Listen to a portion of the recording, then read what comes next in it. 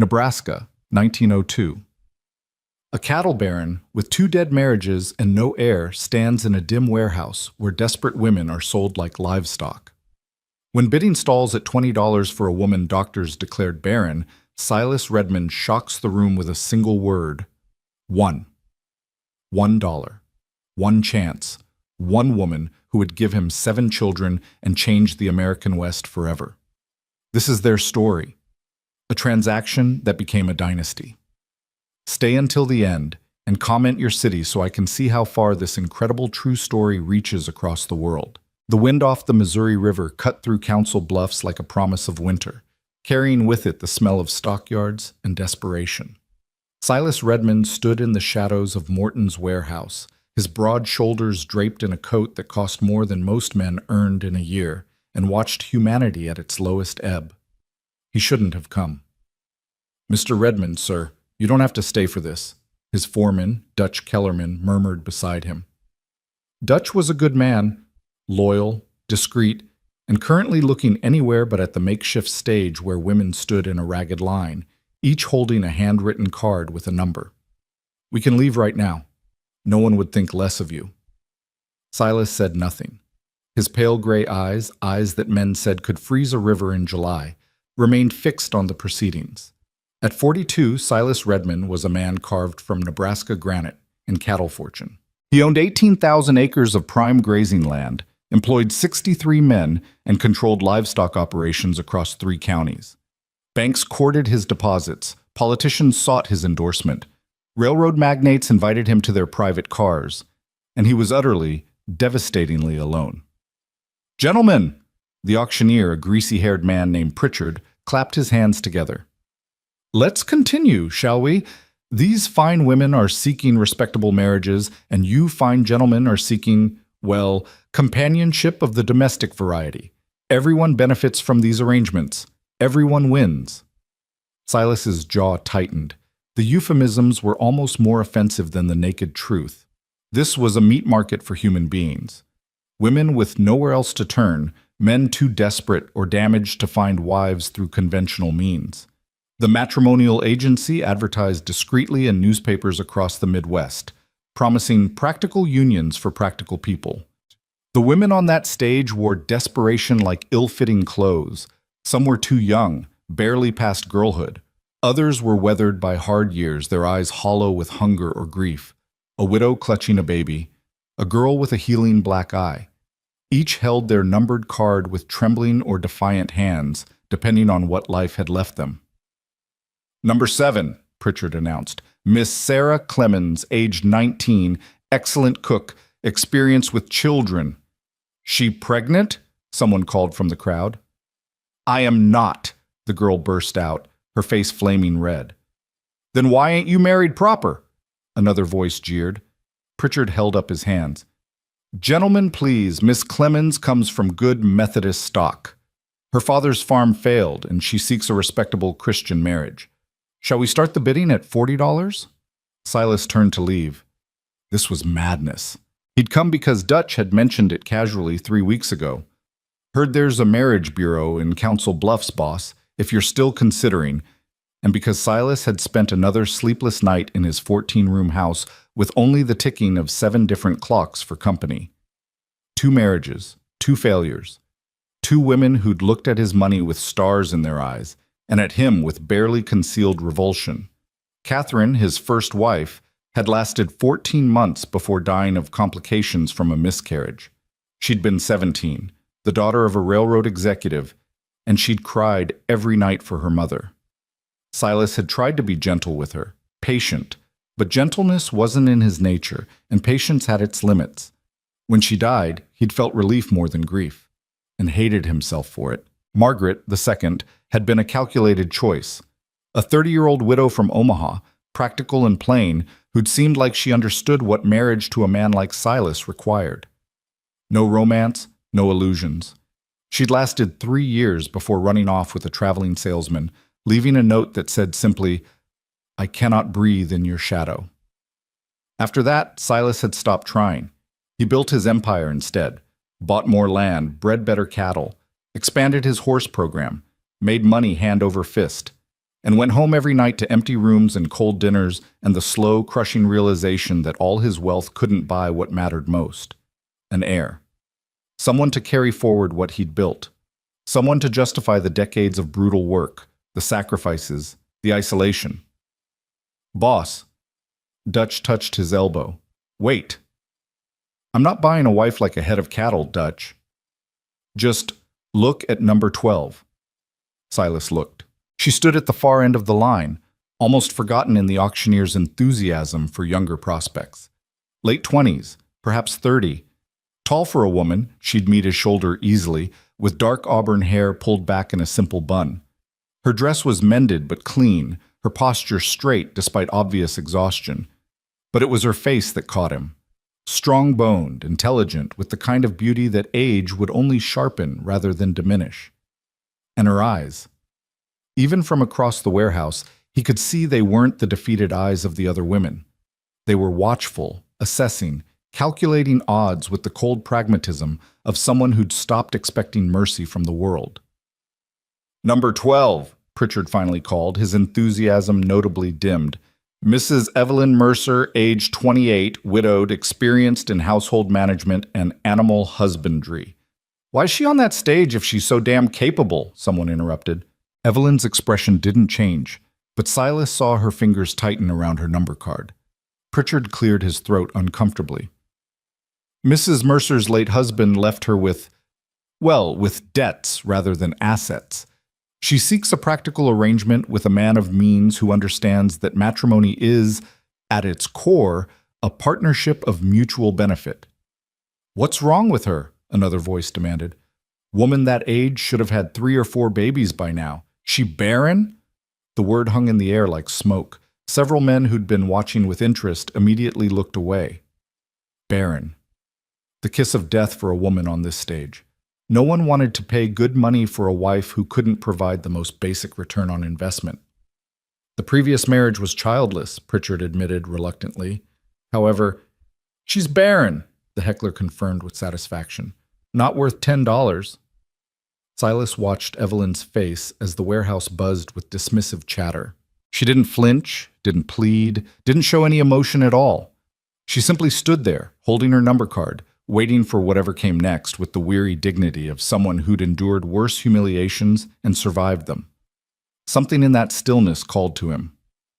$20, and Silas heard himself say. The warehouse went silent. Every head turned toward him. Silas Redmond, the cattle baron, the man who owned half the county and could have had his pick of eligible women from Omaha to Denver, was bidding on a barren widow. Pritchard recovered first.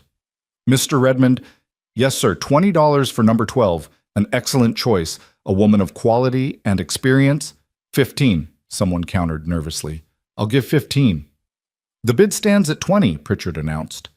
Any advance on $20? Silence. Men shuffled their feet, glanced at Silas's imposing figure, and thought better of competing.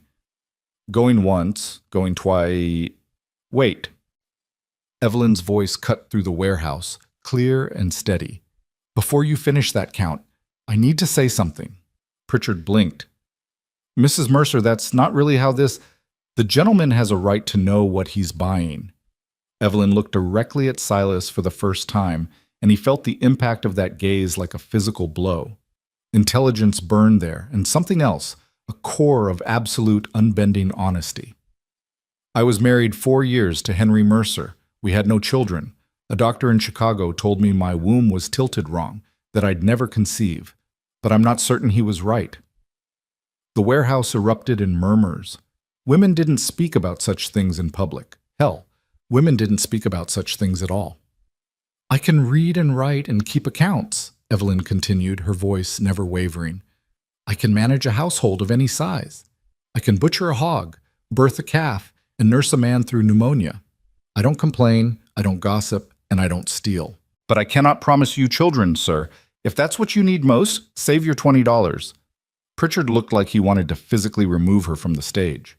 Several men were already turning away, heading for the door and muttering about wasted time.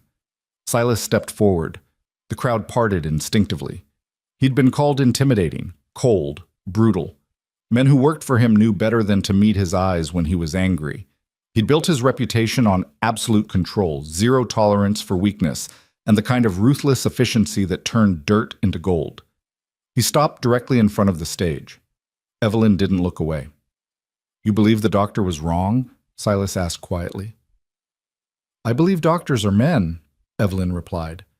"And men are frequently wrong, but rarely uncertain." A ghost of something, amusement, respect, flickered across Silas's face. "What makes you think you could conceive?" "My mother bore 8 children. My grandmother bore 10. I was married to a man who drank himself sick most nights and who'd rather spend his seed in a whiskey glass than in his wife's bed." Her cheeks colored slightly, but her voice remained steady. "I'm not saying I can give you children, sir. I'm saying the evidence against it isn't conclusive." "Why are you here, Mrs. Mercer? Why this?" For the first time, emotion cracked through her composure. "Because when Henry died, his creditors took everything. The farm, the livestock, even my mother's wedding ring. Because I spent 3 months working at a laundry for wages that wouldn't feed a cat. Because winter's coming, and I have nowhere to go and no one to help me. Because this, sir, is the only door I have left." The warehouse was silent as a church. $20 is too much," Silas said. Evelyn's shoulders sagged slightly. She nodded once, accepting defeat with the same dignity she'd maintained throughout. $1, Silas continued. Every person in that warehouse gasped. Pritchard looked like he'd been slapped. Dutch made a small sound of surprise. $1, Silas repeated, his voice carrying to every corner. "Not because you're worth less than 20, Mrs. Mercer, but because I won't have anyone, including you, believe I purchased you like livestock. $1 makes this transaction exactly what it is, a legal technicality, a contract between 2 practical people entering a practical arrangement. If you accept that dollar, you accept a marriage of honesty and partnership. Nothing more. Nothing less." Evelyn stared at him. For a long moment, the only sound was the wind rattling the warehouse windows. "Do you want children, Mr. Redmond?" she asked. Desperately. "Then you should know that $1 or 20, I'll give you everything I have to try. But if my body won't cooperate, then we'll face that together," Silas interrupted. "As partners. Do you accept?" Evelyn looked at the warehouse, at the other women still standing on the stage, at Pritchard's scandalized face, at the men watching this strange negotiation with fascination and confusion. She looked at her number card, number 12, as if she were cattle herself, and then at Silas's extended hand. "I accept your dollar, Mr. Redmond," she said clearly, "and I'll make sure you never regret spending it." They shook hands like businessmen, and a ripple of stunned laughter ran through the crowd. Pritchard stammered something about paperwork and fees and customary procedures, but Silas cut him off with a single look. "We'll handle the legal requirements tomorrow," Silas said. "Tonight, Mrs. Mercer is tired, and I have a home to return to." He looked up at Evelyn. "Do you have belongings?" "A carpet bag, that's all." "That's all you need."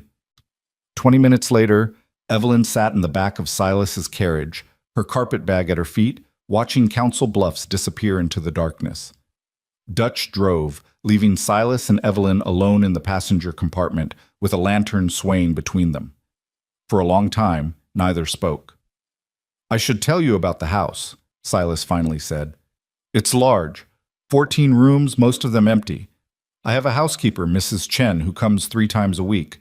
She's competent but not warm. The cook, Martha, is warm but not particularly competent.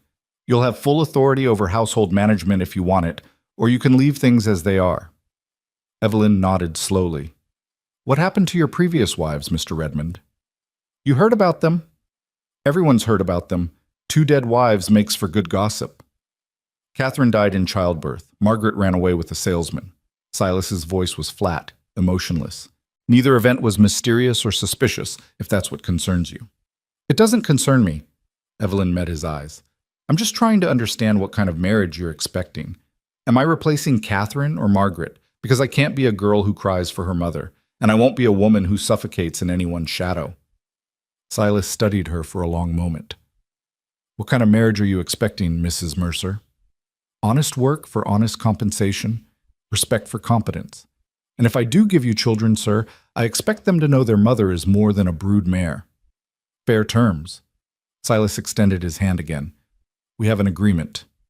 They shook a second time, and this time when Evelyn's work-roughened hand met his, something passed between them that felt dangerously like recognition. Two people who'd learned to survive without softness, meeting in the margins of a world that hadn't been kind to either of them. You can call me Silas, he said quietly. We're married, or will be tomorrow. Might as well use first names? Evelyn. I know. I was listening. The ghost of a smile touched Evelyn's lips. You paid attention to a barren widow on an auction stage. That makes you either extraordinarily kind or extraordinarily desperate. I'm not kind, Silas said. Then we're both desperate. Evelyn looked out at the darkness rushing past. That's something, at least. Desperation is honest. It's something else, too. Silas's voice was barely audible over the carriage wheels. It's the foundation of every great partnership. Two people with nothing to lose and everything to gain. Is that what we are now? Partners? That's what I paid my dollar for, Evelyn. The question is whether it's enough. The carriage rolled on through the Nebraska night, carrying them toward a house that would become a home, toward a transaction that would become a dynasty, toward a love neither of them had bargained for, but both would fight to keep. In the darkness, Evelyn's hand found Silas's and held it, not romantically, not tenderly, but with the firm grip of an equal acknowledging an equal. Partners in a dangerous venture. Survivors who'd found each other in the last place either expected. Your dollar is enough, she said finally. For now, that's enough. But both of them knew, even then, that nothing about this arrangement would stay simple. Nothing about these two complicated, damaged, desperate people could possibly remain transactional. The dollar was just the beginning. The Redmond house rose from the prairie like a monument to ambition. 3 stories of white clapboard and black shutters that caught the first light of dawn as the carriage rolled up the long drive. Evelyn had dozed fitfully during the final hours of the journey, her head resting against the carriage wall, and she woke to see her new home emerging from the morning mist like something from a fever dream. It's bigger than the hotel in Council Bluffs, she said quietly. Silas, who hadn't slept at all, looked at the house with the detached assessment of a man viewing property rather than home. It was built for a family, currently houses 1 man, a housekeeper, a cook, and enough empty rooms to echo. The carriage stopped at the front entrance, and Dutch climbed down to open the door. Evelyn stepped out onto gravel that crunched beneath her worn boots, feeling suddenly acutely aware of how she must look. Travel-stained, exhausted, carrying everything she owned in a single carpet bag. The front door opened and a small Chinese woman in her 50s emerged, her face carefully neutral. Mrs. Chen, Silas said, his tone formal. This is Mrs. Mercer. We'll be married this afternoon at the courthouse. Please prepare the blue room for her use.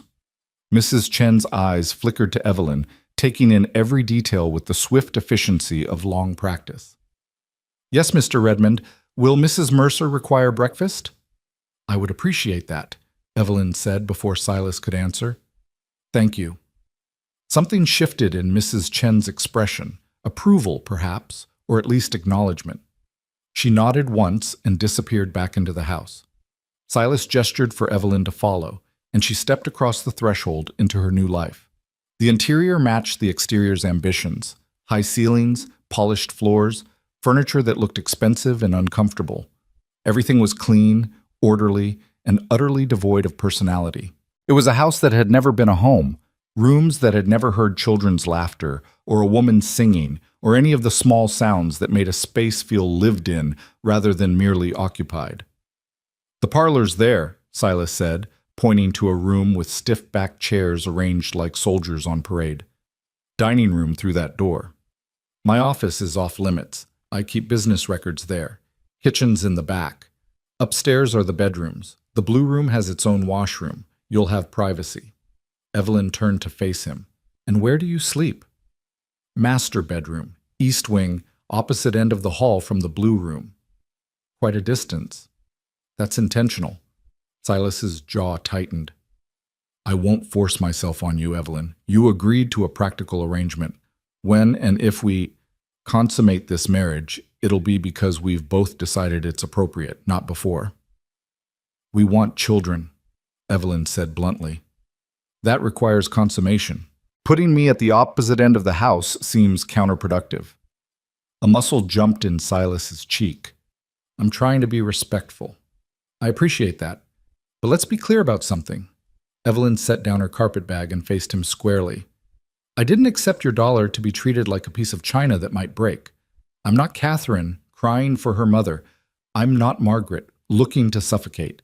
I'm a widow who understands exactly what marriage entails, including its more intimate aspects. If you want heirs, Silas, at some point you'll need to stop being quite so respectful. Silas stared at her.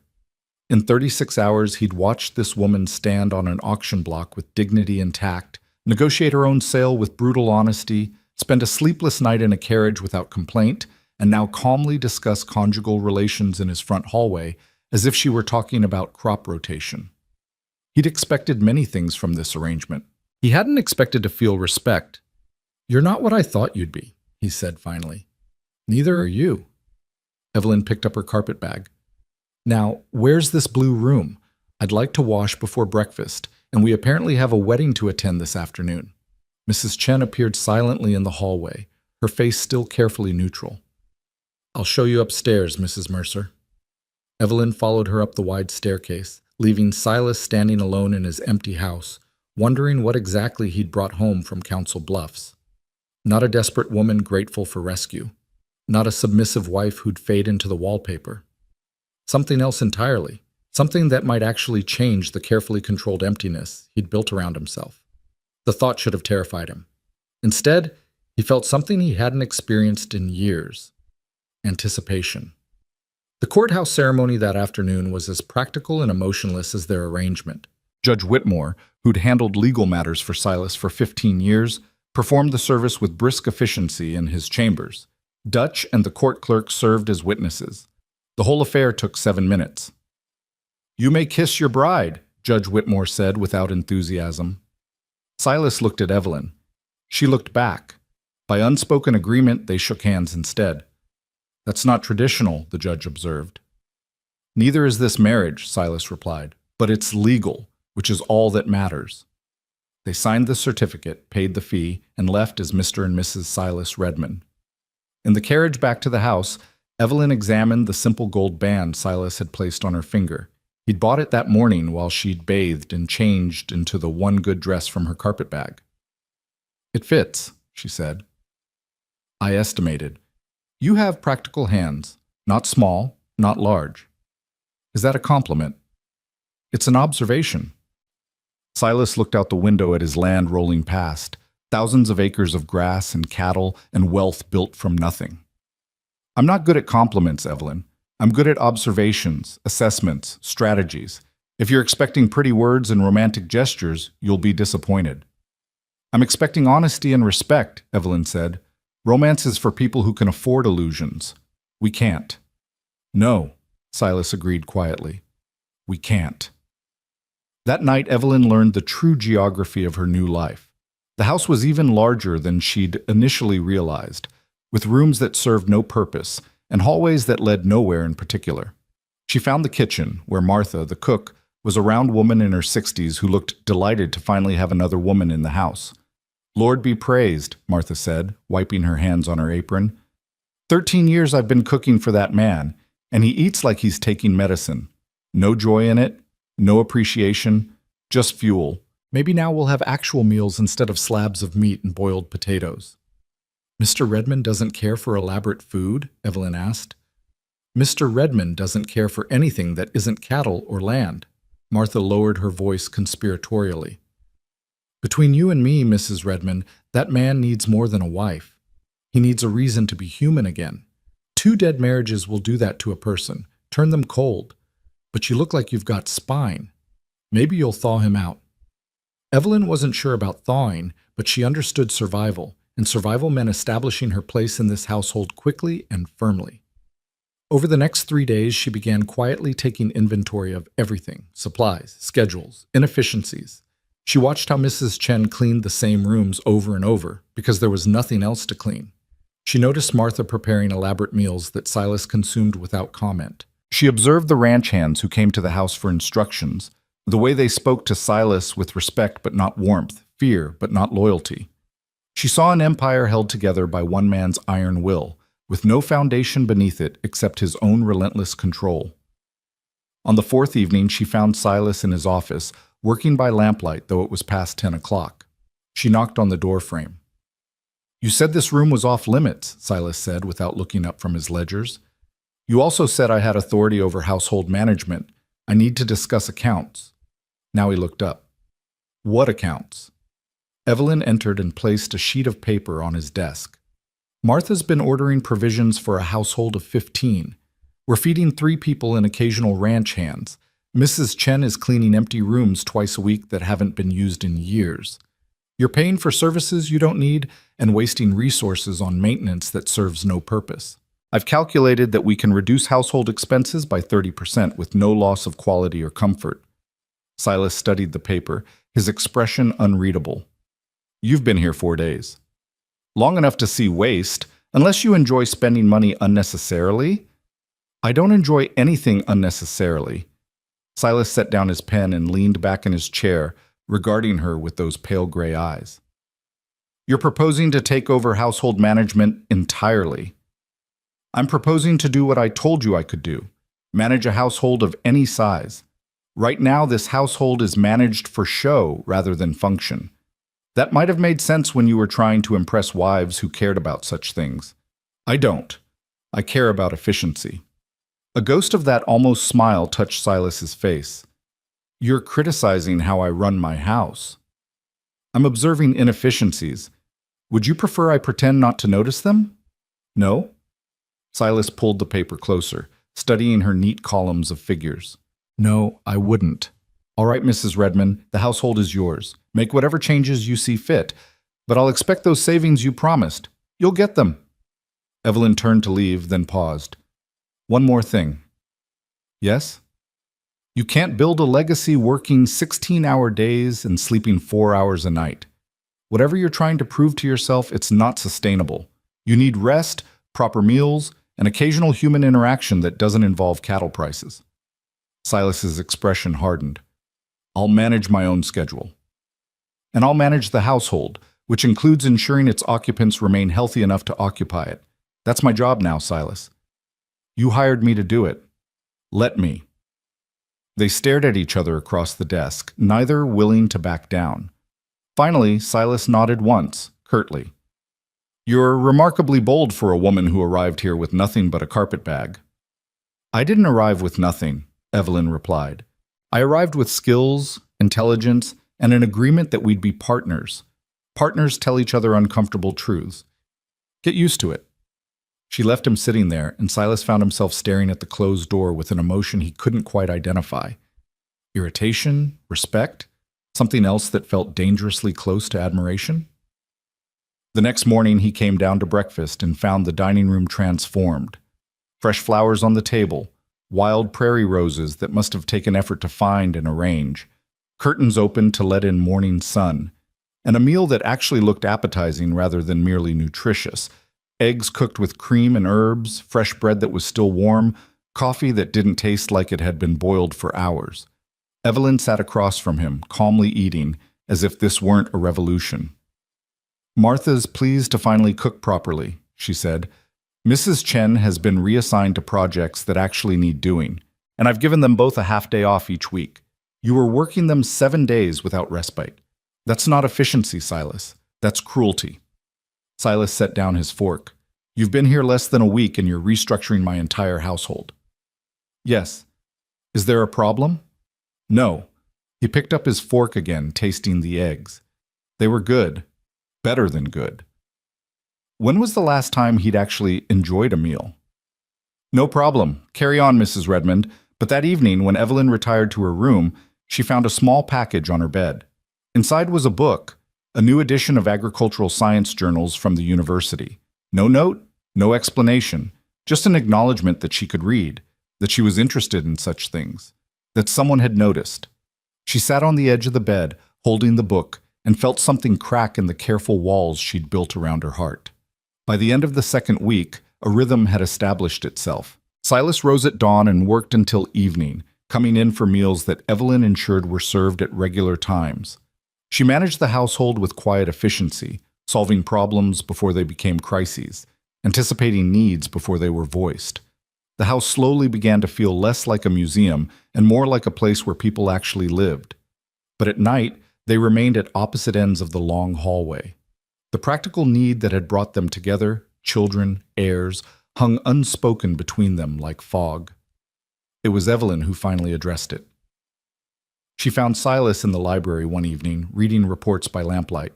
She entered without knocking, closed the door behind her, and said simply, "We need to discuss the situation." Silas looked up warily. "What situation?"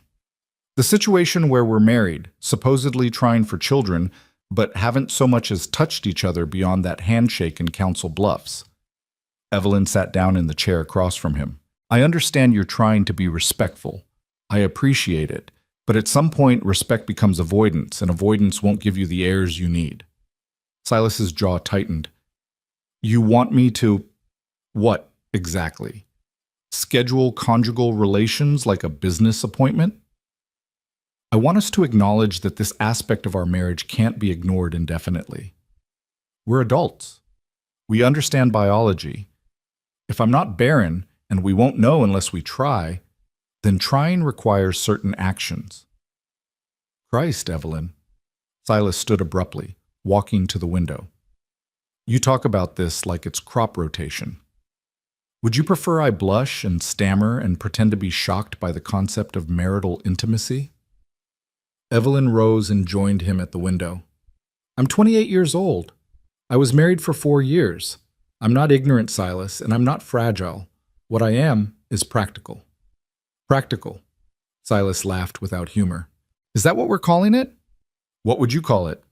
He turned to face her, and for the first time since they'd met, Evelyn saw genuine emotion in his eyes, frustration, desire, and underneath it all, something that looked like fear.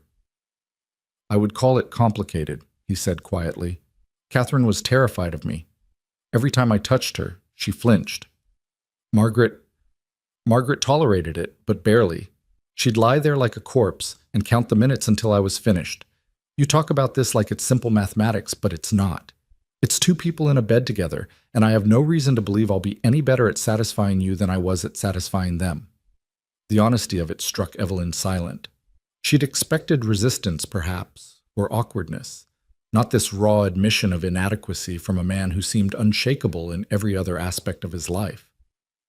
"I wasn't happy in my marriage bed either," she said finally. "Henry was either drunk or angry or both. It was a duty I performed, nothing more.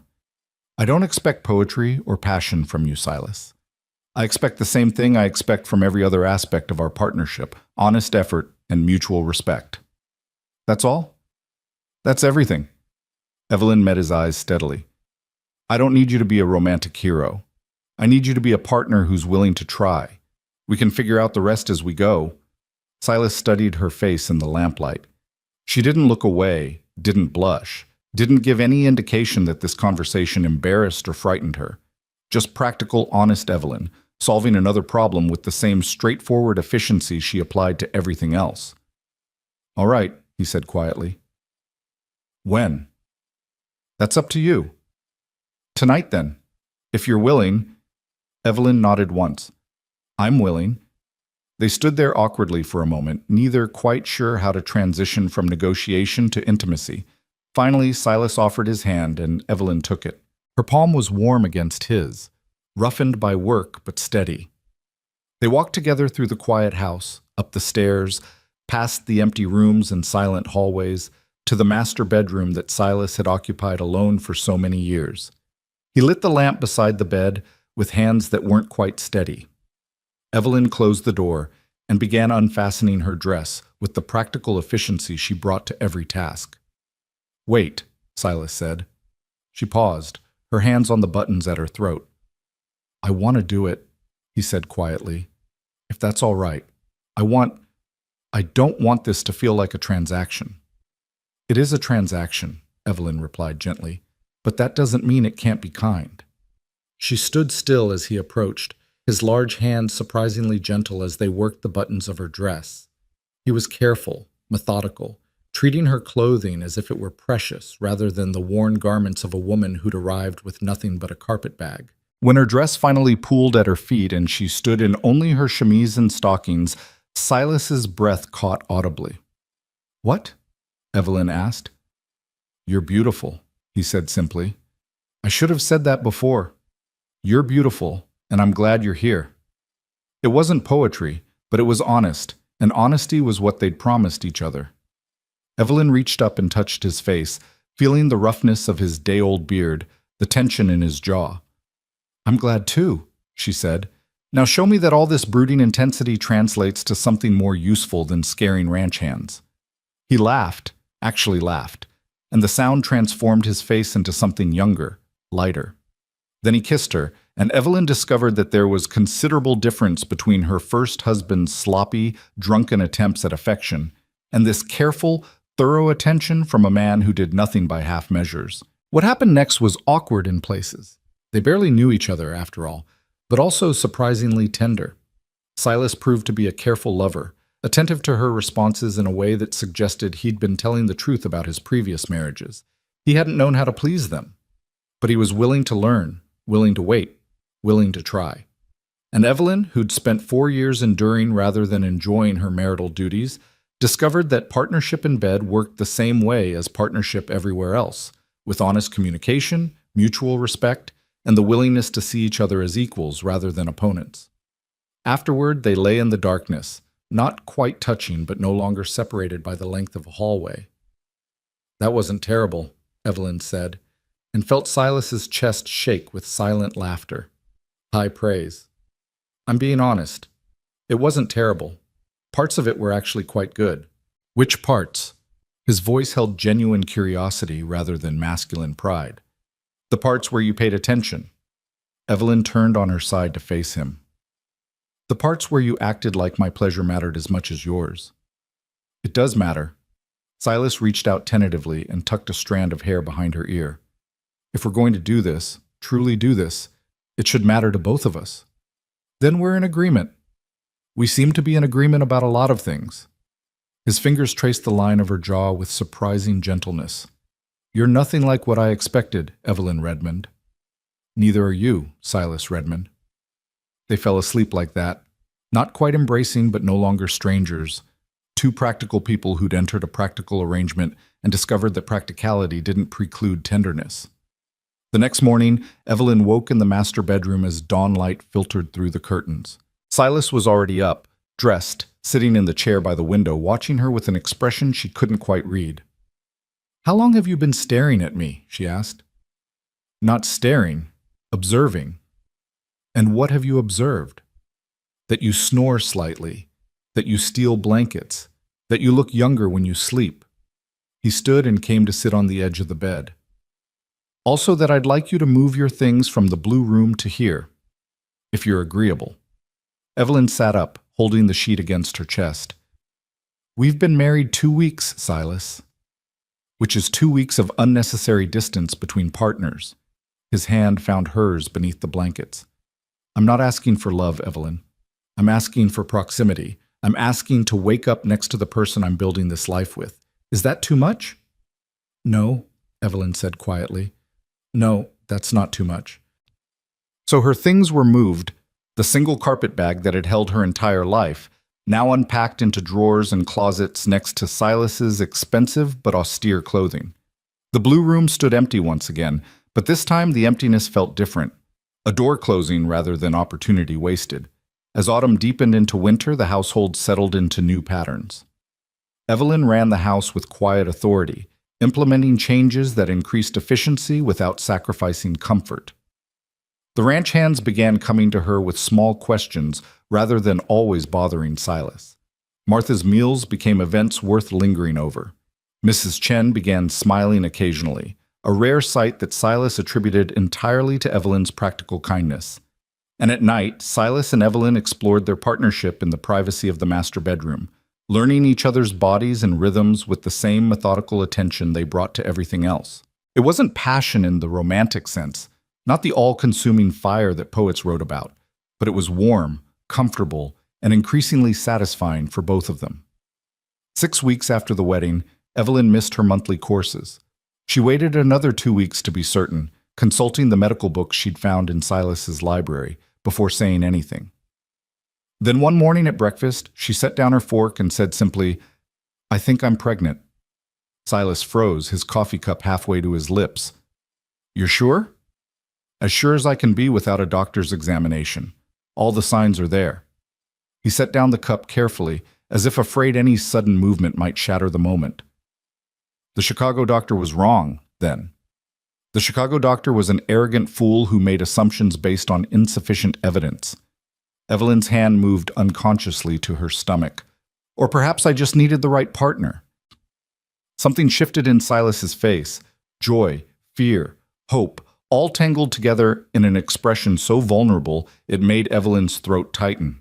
This man, this cold cattle baron who terrified half the county, looked like he might cry. "We should get you to a doctor," he said, his voice rough. "A good one. From Omaha, or even Chicago if necessary. Someone who knows what they're doing." "Silas, women have been having babies since the beginning of time. You need the best care available." He stood abruptly, already planning. "I'll send Dutch to Omaha today. There's a physician there, Dr. Hartwell, who handled complicated cases for the governor's wife. He'll know what you need, how to ensure everything goes well." "Silas." Evelyn rose and took his hand, stopping his anxious planning. "Breathe. We have months yet. There's time." "Catherine died," he said bluntly. "She was pregnant, she was young and healthy, and she died anyway. I won't let that happen to you." "You can't control everything, Silas, not even with all your money and all your planning." "I can try." His hands tightened on hers. "I can damn well try." So Dr. Hartwell was summoned from Omaha, a competent man in his 50s who examined Evelyn thoroughly and pronounced her healthy, the pregnancy progressing normally, with no signs of the complications that had killed Catherine.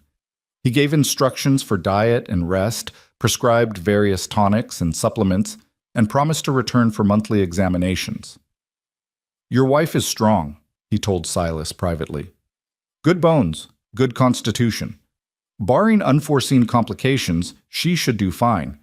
But I'll be frank, Mr. Redmond, childbirth always carries risks. No amount of money or medical attention can eliminate them entirely." "Then we'll minimize them as much as possible," Silas replied. "Whatever she needs, doctor. Whatever it costs." But what Evelyn needed wasn't expensive medical care or elaborate precautions. She needed to work, to be useful, to maintain the sense of purpose that had sustained her through every hardship. The pregnancy barely slowed her down. She continued managing the household, though Silas tried repeatedly to convince her to rest more. "You're carrying my child," he argued. "You should be in bed with your feet elevated, not inventorying the pantry. Your child is the size of a plum and perfectly content to accompany me while I work," Evelyn replied. "I'm pregnant, Silas, not dying. Stop treating me like I'm made of glass." "I'm trying to take care of you." "Then take care of me by treating me like a partner, not a patient." It became a recurring argument between them. Silas's overwhelming need to protect warring with Evelyn's equally strong need for autonomy. But even their arguments had a warmth to them now, a foundation of mutual care that transformed disagreement into something almost affectionate. The ranch hands noticed the change in their boss. Silas still drove them hard, still demanded excellence, but there was less rage in it now. He came home for meals. He occasionally smiled. He even told a joke once, which shocked Dutch so thoroughly the foreman nearly fell off his horse. "Marriage agrees with you, boss," Dutch ventured one day as they surveyed the northern pastures. "Marriage to the right woman agrees with me," Silas corrected. "Turns out the problem wasn't marriage. It was choosing poorly." "You thinking Mrs. Redmond chose poorly too, ending up with a hard man like you?" Silas considered this seriously. "I think she chose survival. Everything else, including me, is a bonus she's choosing to make the most of. That's why it works, Dutch. We're both practical about what this is." But even as he said it, Silas knew it wasn't entirely true anymore. What had started as a practical arrangement was becoming something else, something that felt dangerously close to the partnership he'd claimed to want, but had never actually believed possible. Winter arrived with brutal cold and heavy snows that isolated the ranch for days at a time. Evelyn, now noticeably pregnant, spent evenings in the library with Silas, the two of them working companionably on different projects. Him with his ledgers and breeding records, her with the household accounts, and the books she'd borrowed from his extensive collection. Sometimes they talked. Sometimes they sat in comfortable silence. Always, Silas found his attention drifting from his work to watch her, the way lamplight caught in her auburn hair, the unconscious way her hand rested on her growing belly, the small smile that curved her lips when she found something particularly interesting in her reading. "You're staring again," she said without looking up. "Observing. And what are you observing now?" "That I'm a lucky man." The words came out before Silas could stop them, more honest than he'd intended. "That I paid $1 for the best investment I ever made." Evelyn finally looked up, her eyes soft in the lamplight. "That's almost romantic, Mr. Redmond." "Don't get used to it. I'm still not good at pretty words." "No," she agreed, setting aside her book and rising with some effort. The pregnancy was making her movements slower, more careful. "But you're getting better at honest ones." She crossed to his desk and held out her hand. Silas took it, letting her pull him to his feet, and followed her from the library to the bedroom they now shared without question or hesitation. And there, in the privacy of their partnership, they continued the slow, complicated process of turning a transaction into something that looked remarkably like love, even if neither of them was quite ready to call it that. Because calling it love would mean admitting vulnerability, admitting need, admitting that this practical arrangement had become the most important thing in both their carefully constructed lives. And neither of them was quite ready for that truth yet. But it was coming, as inevitable as spring after winter, as certain as the child growing in Evelyn's womb. The dollar had bought them a beginning. What they built from that beginning would cost them both far more, and give them everything they'd never dared to dream of asking for. The baby came on a brutally cold March morning, 3 weeks earlier than Dr. Hartwell had predicted. Silas was in the south pasture dealing with a fence break when Dutch came galloping across the frozen ground, his horse's breath streaming white in the air. "Boss, Mrs. Chen says it's time. The baby's coming." Silas didn't remember the ride back to the house. One moment he was in the pasture, the next he was bursting through the front door, his heart hammering against his ribs like it wanted to escape his chest. Martha met him in the hallway, her face flushed from running up and down the stairs. "Dr. Hartwell's not here yet," she said breathlessly. "Dutch sent someone to fetch him, but with these roads—" "Where is she?" Silas demanded. "Upstairs. Mrs. Chen's with her, and I've got water boiling, but Mr. Redmond, she's asking for you." Silas took the stairs 3 at a time. He found Evelyn in their bedroom, pacing beside the bed with one hand pressed to her lower back and the other gripping the bedpost. Mrs. Chen hovered nearby with an armful of clean linens, her normally impassive face tight with worry. "You're not supposed to be here," Evelyn said when she saw him, her voice strained. "Men don't attend births." "Men who paid $1 for their wives can damn well attend anything they please." Silas crossed to her side. "How bad is it?" "It's childbirth, Silas. It's supposed to hurt." Another contraction hit, and Evelyn's fingers tightened on the bedpost until her knuckles went white. She breathed through it with gritted teeth, and Silas felt absolutely, utterly helpless. He could negotiate million-dollar cattle deals without breaking a sweat. He could stare down rustlers and rival ranchers and railroad barons. But watching Evelyn in pain unmanned him completely. "Dr. Hartwell will be here soon," he said, knowing it was useless comfort. "The baby doesn't care about Dr. Hartwell's schedule." Evelyn's laugh was half-gasp. "Mrs. Chen, how many births have you attended?" 7, the housekeeper replied. "In China before I came here." "Then you know what to do better than any of us. Tell me what you need." Mrs. Chen's expression shifted from worry to determination. She began issuing rapid instructions to Martha, who hurried to comply. Silas stood frozen until Evelyn reached out and gripped his hand with surprising strength. "Don't you dare faint," she said. "I need you here. I need you solid." "I'm here." He brought her hand to his lips. "I'm not going anywhere." The next 4 hours were the longest of Silas's life. Dr. Hartwell arrived after 2, took one look at the situation, and declared that Mrs. Chen had everything well in hand. The birth was progressing normally, though slowly. All they could do was wait and let nature take its course. Silas hated waiting. He hated being unable to fix or control or manage what was happening, but he stayed at Evelyn's side, letting her grip his hand hard enough to leave bruises, wiping her forehead with cool cloths, murmuring encouragement that felt inadequate but was all he had to offer. "This is your fault," Evelyn gasped at one point, and Silas couldn't tell if she was serious or attempting humor through the pain. "I know. I'm sorry." "Don't be sorry. Just promise me." She broke off as another contraction seized her. "Promise me if something happens, you'll take care of the baby." "Nothing's going to happen," Silas said fiercely. "You're strong, Evelyn. Stronger than anyone I've ever known. You're going to come through this, and we're going to raise this child together. Promise me anyway." "I promise. But you're going to be fine. You have to be fine." His voice cracked. "I can't do this without you."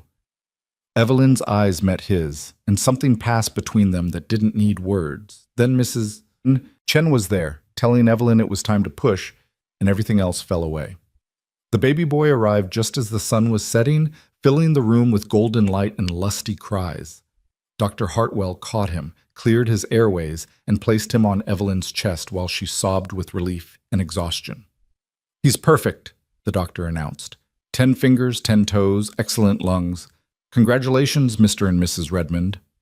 Silas stared at his son, and felt something fundamental shift in his understanding of the world. This tiny, red-faced creature who was wailing his displeasure at being born represented everything Silas had worked for, everything he'd built, everything he'd hoped to achieve. An heir, a legacy, a future. "He needs a name," Evelyn said softly, her fingers exploring the baby's downy head. "What do you want to call him?" "I was thinking Thomas, after my father." She looked up at Silas. "If that's acceptable." "Thomas Redmond." Silas reached out tentatively and touched his son's tiny fist. The baby's fingers immediately wrapped around one of his, and Silas felt his throat tighten. "It's perfect." Dr. Hartwell finished attending to Evelyn, declared her recovery excellent, and left detailed instructions for the coming weeks. Martha and Mrs. Chen fussed over the new mother and baby with obvious delight. Dutch and the ranch hands celebrated in the bunkhouse with whiskey and cigars, and Silas sat beside the bed where his wife and son slept, watching them in the lamplight and wondering how his carefully controlled life had been so thoroughly, wonderfully demolished by a woman he'd bought for $1. The whispers started 3 weeks later. Silas first heard them at the bank in town, where he'd gone to discuss expanding his breeding program. Henry Morrison, who'd been handling Redmond accounts for a decade, mentioned it casually while they reviewed documents. "Congratulations on the new arrival, by the way. Fast work, wasn't it? You were only married, 6 months?" "7, Silas replied, his voice cold. "My son was born on time." Of course. Morrison's smile was greasy. "Just that people have been counting months, you understand, wondering if perhaps Mrs. Redmond was already, in the family way when you married her. Would explain that unusual auction business." Silas's hand flattened on the desk with enough force to make Morrison jump. "Are you suggesting my wife was pregnant with another man's child?" "I'm not suggesting anything, just repeating what's being said around town. You know how people talk." "Then you can tell people that my wife was examined by Dr. Hartwell himself, who confirmed she was not pregnant when we married. You can also tell them that anyone who continues to spread such slander will find themselves dealing with me personally. Am I clear?" Morrison paled. "Perfectly clear, Mr. Redmond." But the rumors persisted, mutating as they spread. Evelyn was a fortune hunter who'd trapped Silas with false claims of barrenness. Evelyn had been pregnant already and lied about it.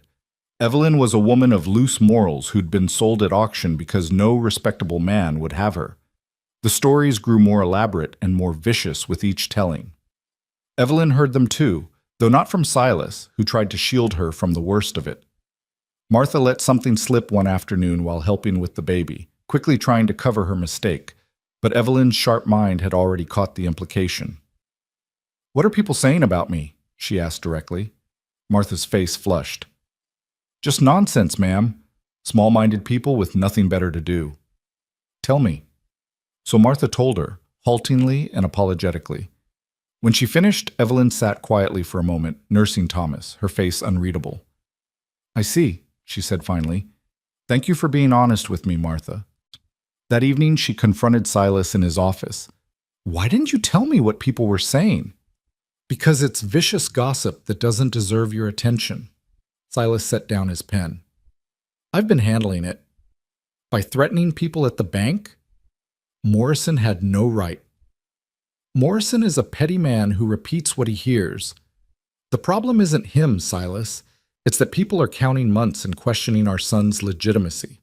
Evelyn's voice was steady, but he could see the hurt underneath. "They're saying I'm a whore who trapped you. Anyone who says that, within my hearing, will regret it. Violence won't solve this." She sat down across from him. "We need a different approach. Dr. Hartwell examined me when we married. He can provide documentation that I wasn't pregnant. We can make that public, put the rumors to rest." "No." Silas's voice was flat. "We're not subjecting you to that humiliation. We're not parading your medical history for public consumption to satisfy gossips and scandalmongers." "Then what do you suggest? Letting them keep whispering? Letting our son grow up with questions about his birth?" "I suggest we ignore them. We know the truth. That's all that matters." "You're wrong." Evelyn leaned forward. "Truth only matters if people believe it. Right now they believe I'm either a liar or a whore, and that our marriage is built on deception. That affects you, Silas. It affects your business, your reputation, everything you've built." "I don't give a damn about my reputation." "Yes, you do. And more importantly, I give a damn about mine." She stood. "I won't be reduced to a cautionary tale. I won't be the woman people pity or condemn. I'm your wife, the mother of your child, and I have just as much right to respect as you do." They stared at each other across the desk, at an impasse. Evelyn left the office with her spine straight and her head high, but Silas could see the weight she carried. The knowledge that no matter what they did, some people would always question her character, her motives, her worth. That night, as they lay in bed with Thomas sleeping in his cradle nearby, Silas pulled Evelyn close. "I should have protected you from this," he said quietly. "I should have anticipated it. You can't protect me from everything. That's not how partnership works." Evelyn's head rested on his chest, her breath warm against his skin. "But Silas, we need to make a decision. Either we fight these rumors publicly, or we prove them wrong through our actions. I prefer the latter." "What do you mean?" "I mean we live our lives so openly, so honestly, that the gossip withers for lack of fuel. I'll attend church socials. I'll join the Ladies' Aid Society. I'll become so visible and so irreproachable that people will feel foolish forever doubting me." "You want to subject yourself to those vultures?" "I want to show them who I am, rather than letting them decide for themselves." She lifted her head to look at him. "Unless you'd prefer I hide here on the ranch, like some kind of guilty secret?" "You're not a secret. You're my wife." "Then let me be your wife in public, not just in private." So Evelyn began attending church every Sunday, holding her head high while women whispered behind their hands. She joined the Ladies' Aid Society, volunteering for the most menial tasks without complaint. She brought Thomas to town, letting people see the healthy, legitimate child of a healthy, legitimate marriage. And slowly, grudgingly, the tide began to turn. It helped that Evelyn was genuinely good at the work she took on. She organized the church fundraiser with such efficiency that they raised twice the expected amount. She personally nursed the banker's wife through influenza, earning Morrison's sheepish gratitude.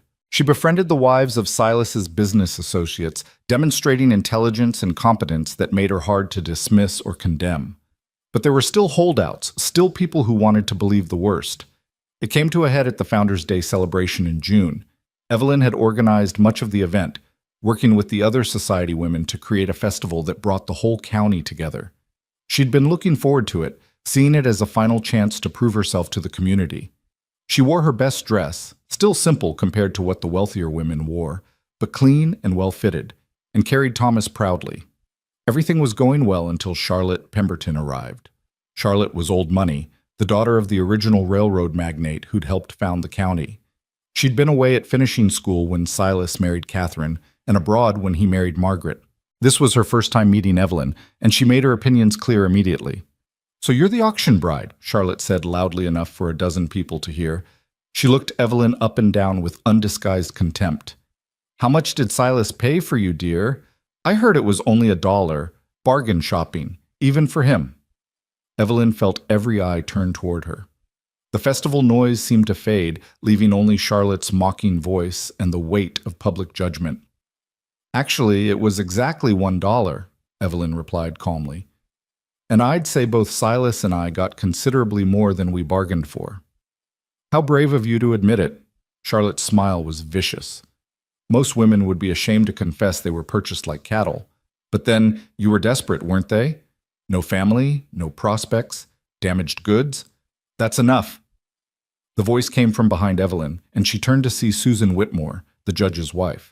Susan was in her 60s, respected throughout the county, and currently looking at Charlotte with the kind of disapproval that could wither crops. "Charlotte Pemberton, you should be ashamed of yourself. Mrs. Redmond has worked tirelessly on this festival while you were off spending your father's money in Europe. She's earned respect, not your juvenile cruelty." "I'm simply speaking the truth," Charlotte began. "The truth is that Silas Redmond married a woman of intelligence and capability," Susan interrupted. "Something neither of his previous marriages could claim. The truth is that Mrs. Redmond has contributed more to this community in 6 months than you have in your entire privileged life. And the truth, Charlotte, is that your jealousy is showing, and it's quite unbecoming." Other women began murmuring agreement. Margaret Chen, who'd become friendly with Evelyn through the Ladies' Aid Society, stepped forward to stand beside her. Then Mary Sullivan, then Elizabeth Morrison, even the banker's wife, who owed Evelyn her life. Charlotte found herself suddenly surrounded by women who'd decided that Evelyn Redmond deserved their loyalty more than old prejudices deserved their maintenance. "Well," Charlotte said, her face flushed, "I can see where allegiances lie. I hope you all enjoy your festival." She swept away, her exit considerably less triumphant than her entrance. Susan turned to Evelyn with a kind smile. "Don't let that girl upset you, dear. She's been spoiled rotten since birth and can't stand anyone getting attention that isn't directed at her." "I'm not upset," Evelyn said, and realized it was true. "I'm actually quite touched. Thank you, Mrs. Whitmore." "Call me Susan, and you're welcome, though I only spoke the truth." Susan glanced at Thomas, who'd slept through the entire confrontation. "Now, shall we get back to this festival you worked so hard on? I believe the pie judging is about to start, and I have it on good authority that your apple pie is the one to beat." The rest of the day passed in a blur of activity and fellowship. Word of Charlotte's humiliation spread quickly, and people went out of their way to be kind to Evelyn, as if apologizing for having doubted her. By the time Silas found her in the evening, surrounded by chattering women and passed-around babies, Evelyn looked tired but genuinely happy. "You should have seen her, Mr. Redmond," Margaret Chen said excitedly. Charlotte Pemberton tried to embarrass her in front of everyone, and Mrs. Redmond just stood there so dignified and calm. And then Susan Whitmore put that awful girl right in her place. "It wasn't that dramatic," Evelyn protested, but she was smiling. Silas looked at his wife, his partner, holding their son and standing among women who'd chosen to defend her, and felt something fierce and proud swell in his chest. She'd done exactly what she said she would. She'd proven herself through action rather than argument, earned respect through competence rather than demanding it. That night, after Thomas was asleep and they were alone in their room, Silas pulled Evelyn into his arms. "You were right," he said simply, "about handling the gossip your way. I should have trusted you. You were trying to protect me. That's not wrong, Silas. It's just not always possible." She rested her head on his shoulder. "But I think we've turned a corner. People are starting to see me as I am rather than what they imagined." "They see a woman who's stronger than I am," Silas said quietly. "You faced them down without flinching. I would have just threatened them." Different approaches for different situations.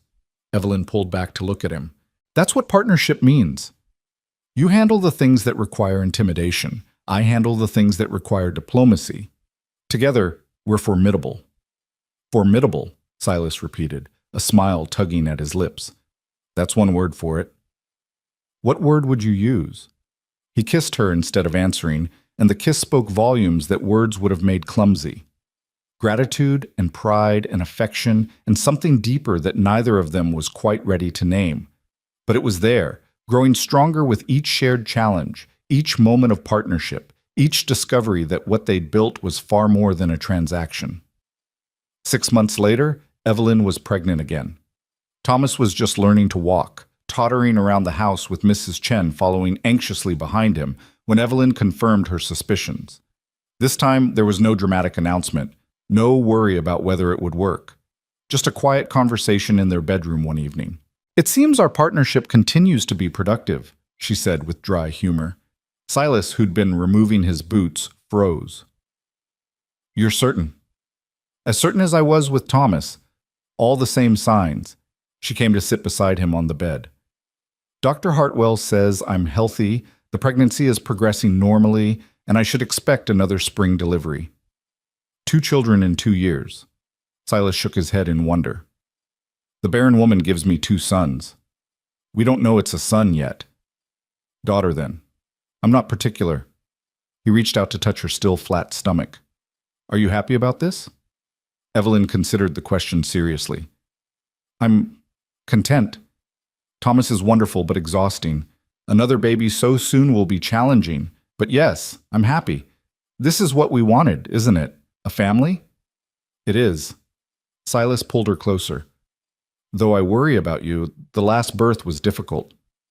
"All births are difficult. That's the nature of creating life." She kissed his cheek. "But I'm stronger now than I was then. I know what to expect, and I have you." "You'll always have me," Silas said, and meant it with an intensity that surprised them both. The second pregnancy progressed more easily than the first, perhaps because Evelyn knew what to expect, perhaps because she was distracted by Thomas's boundless energy.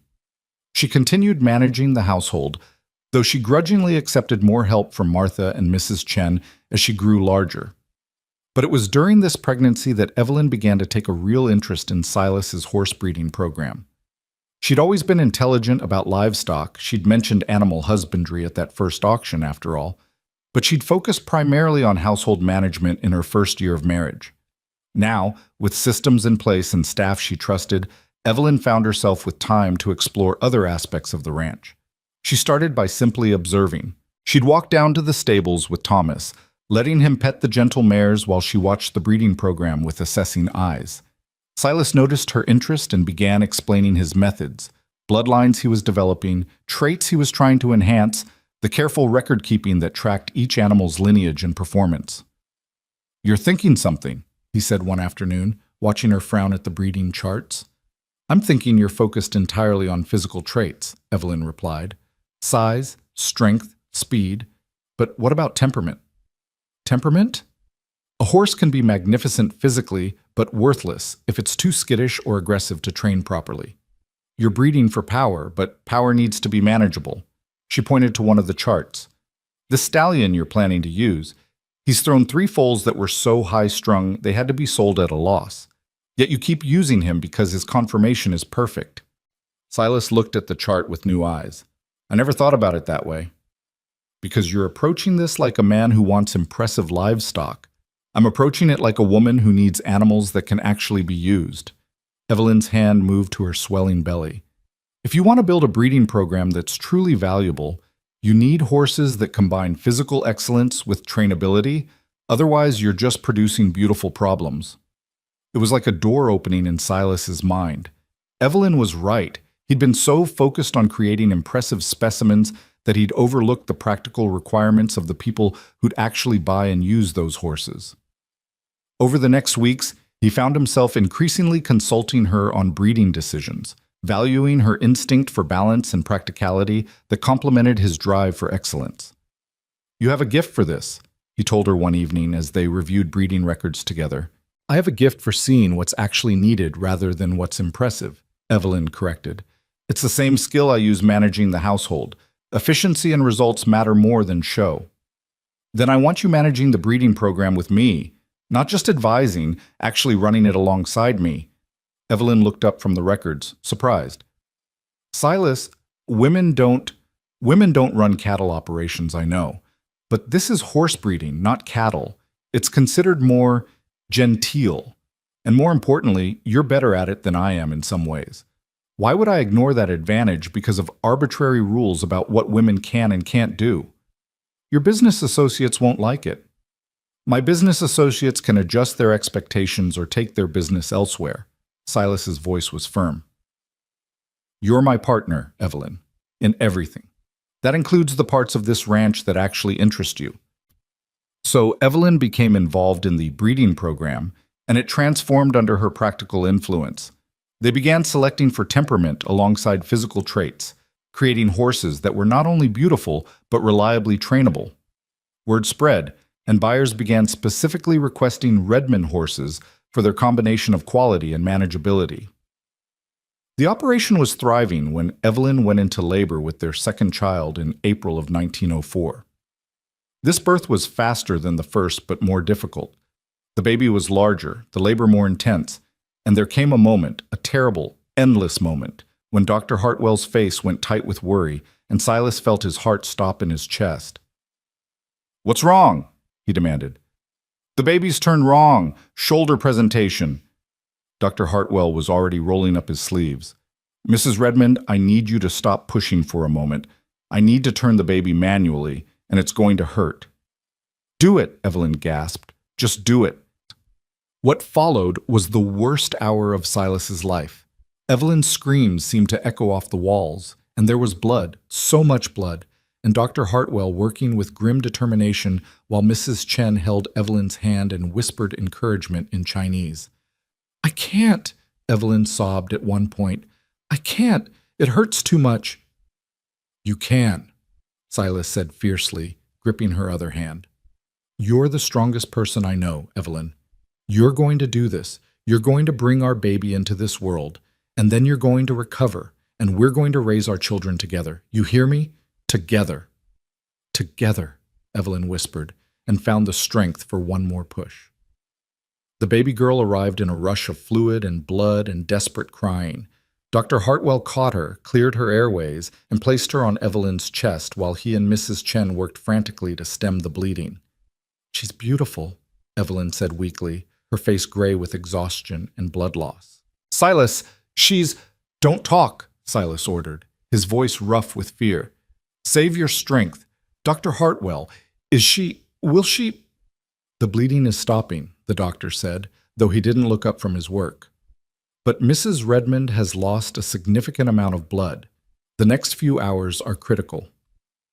Those hours crawled past like years. The baby, whom they named Sarah after Evelyn's mother, nursed briefly, then fell asleep in a cradle beside the bed. Thomas was kept downstairs with Martha, blessedly unaware of the crisis. And Silas sat beside Evelyn's bed, holding her hand and praying to a God he'd never much believed in. "Don't you dare leave me," he whispered when she was barely conscious. "Don't you dare, Evelyn Redmond. I can't do this alone. I don't want to do this alone. I need you." Her eyes fluttered open, unfocused. "Bossy. Damn right I'm bossy. That's why you married me." "Married you for $1. The ghost of a smile touched her pale lips. "Best investment I ever made." "Same," Silas said, his throat tight. "Same, love." The endearment slipped out unintended, raw and honest. Evelyn's eyes widened slightly, then closed again, but her hand tightened on his.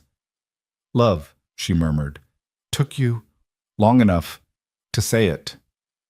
Then she slept, and Silas sat beside her through the night, holding her hand and finally admitting what he'd been denying for months. He loved her. Loved this practical, strong, infuriating woman who'd stood on an auction block and agreed to a marriage for $1. Loved her intelligence and her competence and her refusal to be diminished by circumstance.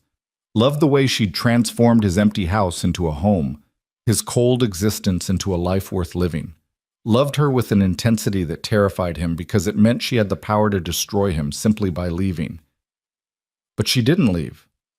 As dawn broke, her color improved. By afternoon, she was sitting up and nursing Sarah with Martha's help.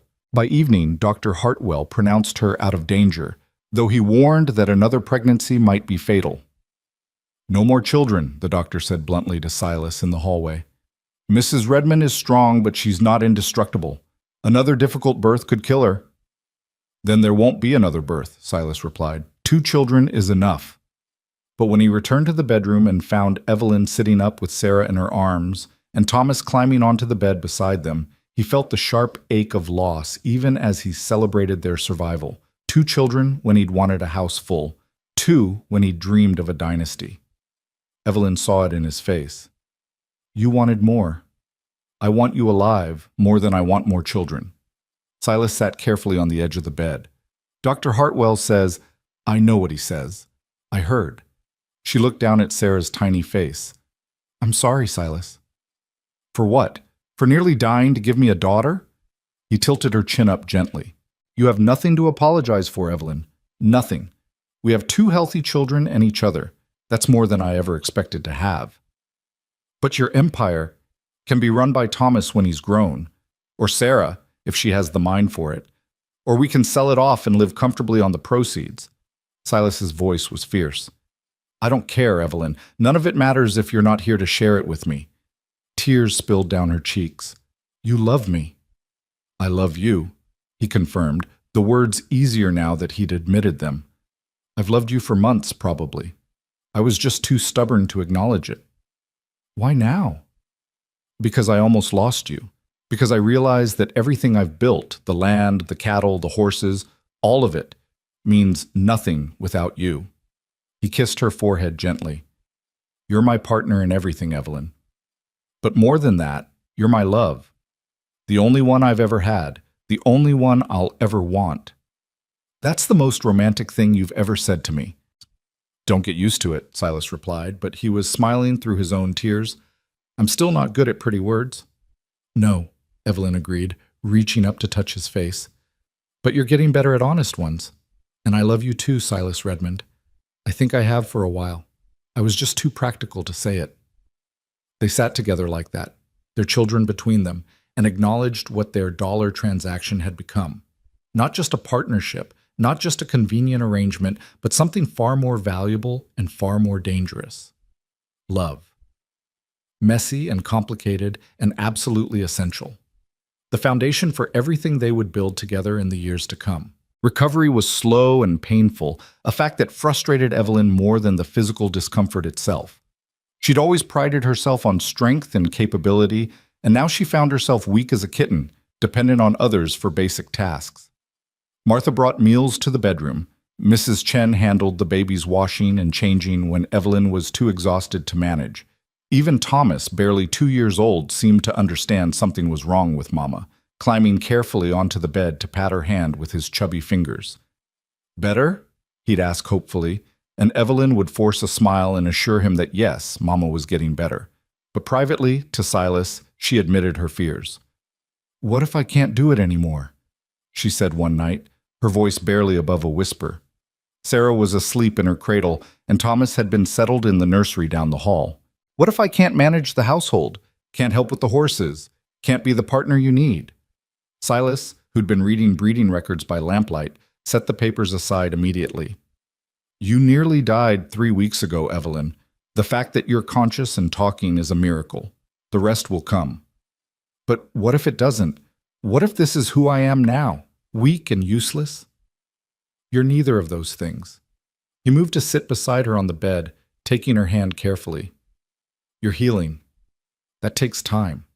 And even if you never manage the household the same way again, even if you never step foot in the stables, you're still my wife, still the woman I love, still the mother of my children. Your worth isn't measured by your productivity, Evelyn. Isn't it? She laughed bitterly. That's how you chose me. That's what our arrangement was built on, my ability to be useful. That was before. Silas's voice was firm. Before I knew you, before I understood what we were building together. Yes, I initially valued your competence. Now I value you. There's a difference. Words are easy, Silas. Then let me prove it with actions. He stood and crossed to his desk, returning with a leather portfolio. I've been working on something while you've been recovering. I want you to look at it. Evelyn opened the portfolio and found herself staring at legal documents. It took her a moment to understand what she was reading, and when she did, her hands started shaking. This is a deed, she said slowly, to the eastern pasture land. In my name. 500 acres, Silas confirmed, and not just land.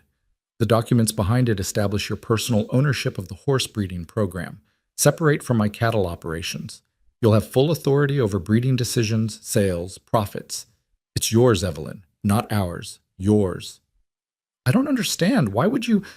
Because I've been thinking about what Dr. Hartwell said. About how another pregnancy could kill you, about how we need to be more careful. Silas's jaw tightened. I've been thinking about Catherine, who died with nothing to her name except what I'd given her. About Margaret, who left with only the clothes on her back because legally everything belonged to me. I don't want that for you, Evelyn. If something happens to me, I want you to be secure. And if something happens to you, his voice cracked slightly. If something happens to you, I want you to know that you built something, that you weren't just my wife, but your own person with your own achievements. Evelyn stared at the documents, tears streaming down her face. In 1904, women had virtually no property rights.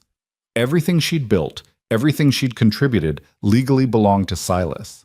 This deed, these papers, represented something revolutionary.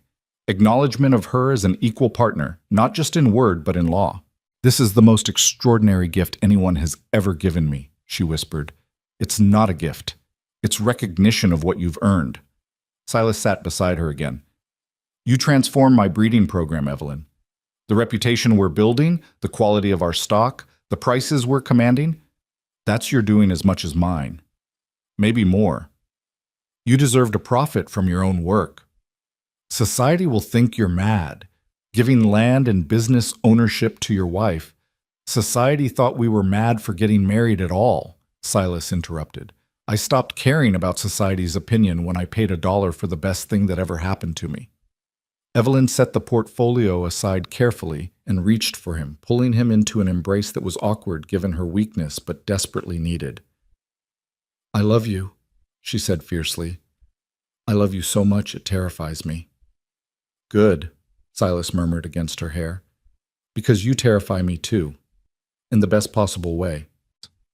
By summer, Evelyn had regained most of her strength, though she tired more easily than before and occasionally had to rest in the afternoons.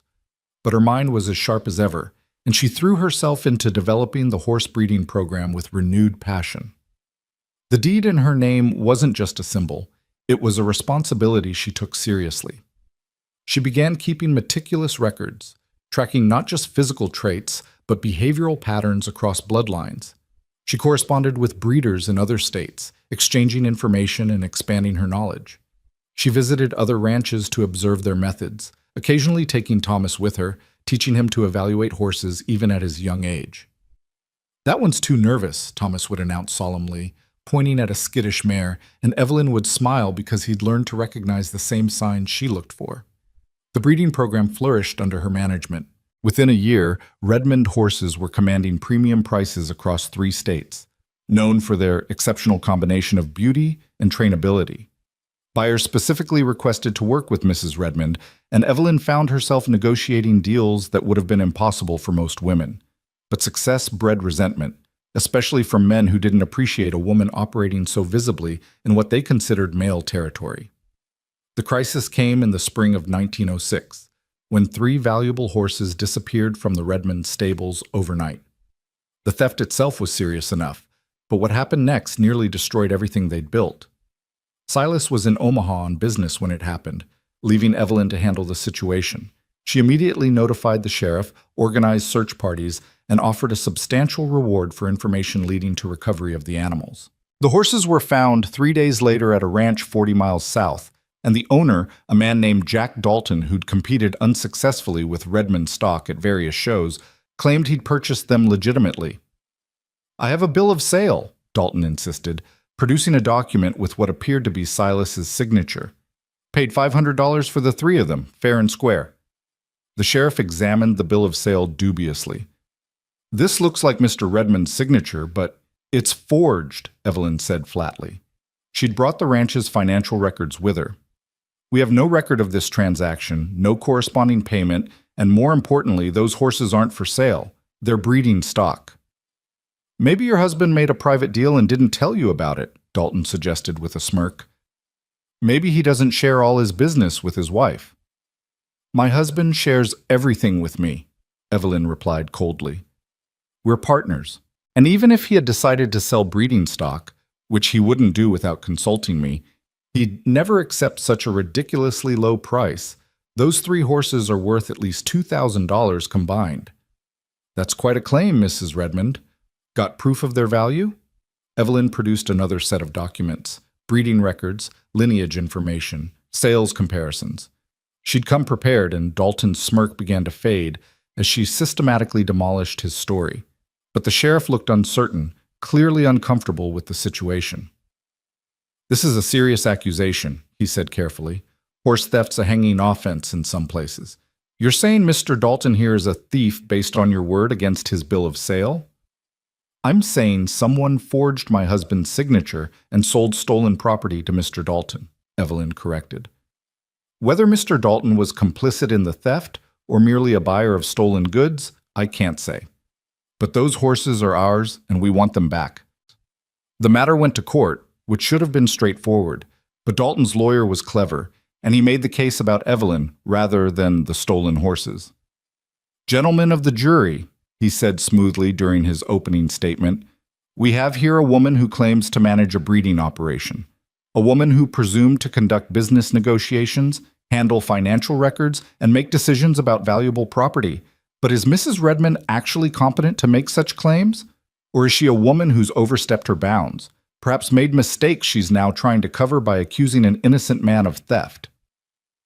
Evelyn sat in the courtroom beside their lawyer, Marcus Webb, and felt rage building in her chest. This wasn't about the horses anymore. This was about whether a woman could be trusted to know her own business. They're putting you on trial instead of Dalton, Marcus muttered, trying to make this about your credibility rather than the facts. Then we'll have to make it about the facts, Evelyn replied. I want to testify. Mrs. Redmond, I'm not sure that's wise. I'm sure. Her voice was steel. Those are my horses, my breeding program, my reputation. I'm not letting some thief and his lawyer diminish what I've built because I'm a woman. When Evelyn took the stand the next day, Dalton's lawyer approached with barely concealed condescension. Mrs. Redmond, you claim to manage a horse breeding operation. Can you explain to the jury what qualifies you for such a role? 14 years of experience with livestock, Evelyn replied calmly. 4 years managing my first husband's farm, 10 years working with breeding programs, including the last 4 developing the Redmond program. I can assess conformation, evaluate bloodlines, predict breeding outcomes, and train difficult animals. I've studied agricultural science journals, corresponded with breeders across the country, and personally overseen the birth and training of over 60 foals. That's quite impressive. For a woman, the lawyer's smile was patronizing. But surely your husband makes the actual decisions? You're more of an assistant? My husband and I are partners. We make decisions together. But the breeding program is under my direct management, as documented by the deed Mr. Redmond executed giving me ownership of that aspect of the operation. A murmur ran through the courtroom. The lawyer's expression soured. A deed, you say? How convenient. Can you produce this supposed deed? I can, and did. It was filed with the county recorder's office 18 months ago. It's a matter of public record. The lawyer shifted tactics. Mrs. Redmond, isn't it true that you yourself were purchased at an auction in Council Bluffs? That you came to this marriage with nothing, no credentials, no reputation? Objection! Marcus was on his feet. Relevance. I'm establishing the witness's background and credibility, Your Honor. The judge frowned but allowed it. Evelyn took a breath, feeling every eye in the courtroom on her. Here it was. The moment her past would either vindicate or damn her. Yes, she said clearly. I was at a matrimonial agency's event in Council Bluffs. I was widowed, destitute, and seeking a practical arrangement that would ensure my survival. Mr. Redmond offered such an arrangement. We married, and I've spent the last 4 years proving that my circumstances don't define my capabilities. So you married for money. I married for survival. There's a difference. And now you claim ownership of valuable property and business operations. Isn't it possible, Mrs. Redmond, that you're an opportunist who's manipulated your husband into giving you assets you haven't actually earned? The courtroom exploded into noise. The judge banged his gavel. Marcus was shouting objections, But Evelyn just sat there, her hands folded calmly in her lap, and when the noise died down, she spoke into the silence. Mr. Dalton's lawyer wants you to believe I'm a fraud because I started with nothing. But starting with nothing doesn't make me incompetent, it makes me resourceful. He wants you to believe I've manipulated my husband, but the deed was my husband's idea, not mine. He recognized my contributions and made them official. That's not manipulation, that's partnership. She looked directly at the jury, meeting each man's eyes in turn. Those 3 horses were stolen from my stables. I can prove their lineage, their value, and the forgery on that bill of sale. But this case isn't really about horses, is it? It's about whether you gentlemen believe a woman can be competent at business. Whether a woman who started with nothing can build something worth stealing. Whether my word has value simply because I've earned the right to give it. Your Honor, the lawyer began. I'm not finished, Evelyn said firmly. Mr. Dalton wants to keep horses that don't belong to him. His lawyer wants to make this about my gender and my past rather than about theft and forgery. But the facts are simple. Those horses are mine. The bill of sale is forged, and no amount of questioning my background changes those fundamental truths. She sat back, her heart hammering, and waited. The trial continued for another day, with Marcus presenting evidence of the forgery, testimony from ranch hands who'd seen the horses stolen, and expert assessment of the animal's value. But everyone knew the verdict would come down to credibility, Dalton's word against Evelyn's. The jury deliberated for 3 hours. When they returned, the foreman stood and delivered the verdict. We find in favor of Mrs. Redmond. The horses are to be returned to the Redmond Ranch immediately, and Mr. Dalton is ordered to pay restitution for damages. Evelyn felt her knees go weak with relief. Marcus gripped her arm supportively as the courtroom buzzed with reaction. Some people looked satisfied, others disappointed, but everyone was talking about the woman who'd stood up in court and defended her own business. Silas, who'd returned from Omaha halfway through the trial and sat silently in the back of the courtroom, met her outside. He didn't say anything, just pulled her into his arms and held her while she shook with delayed reaction. You were magnificent, he said finally. Terrifying and magnificent. I was so afraid they wouldn't believe me. They'd have been fools not to. Silas pulled back to look at her face. You made them see what I've known for years, that you're formidable, Evelyn Redmond, that you've earned everything you have, and anyone who doubts that is an idiot. Some people will always doubt, Evelyn said tiredly, because I'm a woman who doesn't stay in her place. Good. Stay out of your place. Keep making people uncomfortable. Keep proving them wrong. Silas's voice was fierce. And know that I'll be right beside you, every step of the way. The victory established something important, not just the return of stolen horses, but public acknowledgement of Evelyn's competence. Newspapers covered the trial, and while some editorials condemned her for unwomanly behavior, others praised her business acumen. Orders for Redmond horses increased as buyers realized the program was managed by someone who clearly knew what she was doing, gender be damned. But the stress of the trial, combined with still recovering health, took its toll. Evelyn collapsed 3 weeks later while working in the stables, and Silas found her unconscious in an empty stall. Dr. Hartwell was summoned urgently and spent 2 hours examining her before emerging from the bedroom with a grave expression. Her body hasn't fully recovered from Sarah's birth, he told Silas. The trial, the stress, the long hours she's been keeping, it's too much too soon. Mrs. Redmond needs complete rest, Mr. Redmond. Not a few days. Months. How many months? 6, at minimum. No work, no stress, no responsibilities beyond basic self-care. If she doesn't rest now, the damage could be permanent. Silas sat heavily in the hallway chair. She won't agree to that. You know she won't. Then you need to make her agree. Dr. Hartwell's voice was stern. Your wife survived something that kills many women. She's built an impressive business and defended it in court. She's tough as nails. But even nails can break, Mr. Redmond, and if she breaks, she won't be put back together. So Silas did something he'd never done before. He made an executive decision about their partnership. He hired additional staff for the household. He brought in an experienced horse trainer named Daniel Morrison to manage daily operations of the breeding program under Evelyn's eventual oversight. He personally took over the bookkeeping and correspondence. And he told Evelyn, in no uncertain terms, that she was taking 6 months off. You can't just decide that, Evelyn protested weakly from the bed where she'd been confined for a week. The breeding program needs me. We have contracts to fulfill, clients expecting. The breeding program needs you alive and healthy, Silas interrupted. It doesn't need you dead at 32 because you worked yourself into the ground. Daniel knows horses. He can handle daily operations. I can handle the business side. What neither of us can handle is losing you. But, no buts, Evelyn. This isn't a negotiation. Silas sat on the edge of the bed, his expression implacable. You've spent 4 years building this partnership, proving yourself, fighting for respect. Now let me fight for you. Let me protect what we have by making sure you're around to enjoy it. You're being high-handed. Yes, I am. Because you're too stubborn to protect yourself, so someone has to do it for you. His hand found hers. I nearly lost you when Sarah was born. I'm not risking that again. Not for horses, not for business, not for anything. You matter more than all of it combined. Evelyn's eyes filled with tears. I'm not good at resting, Silas. I don't know how to just exist without purpose. Then we'll find you quiet purposes. Read those books you've been meaning to get to. Spend time with Thomas and Sarah. Teach me how to manage the breeding correspondence so I don't embarrass us both.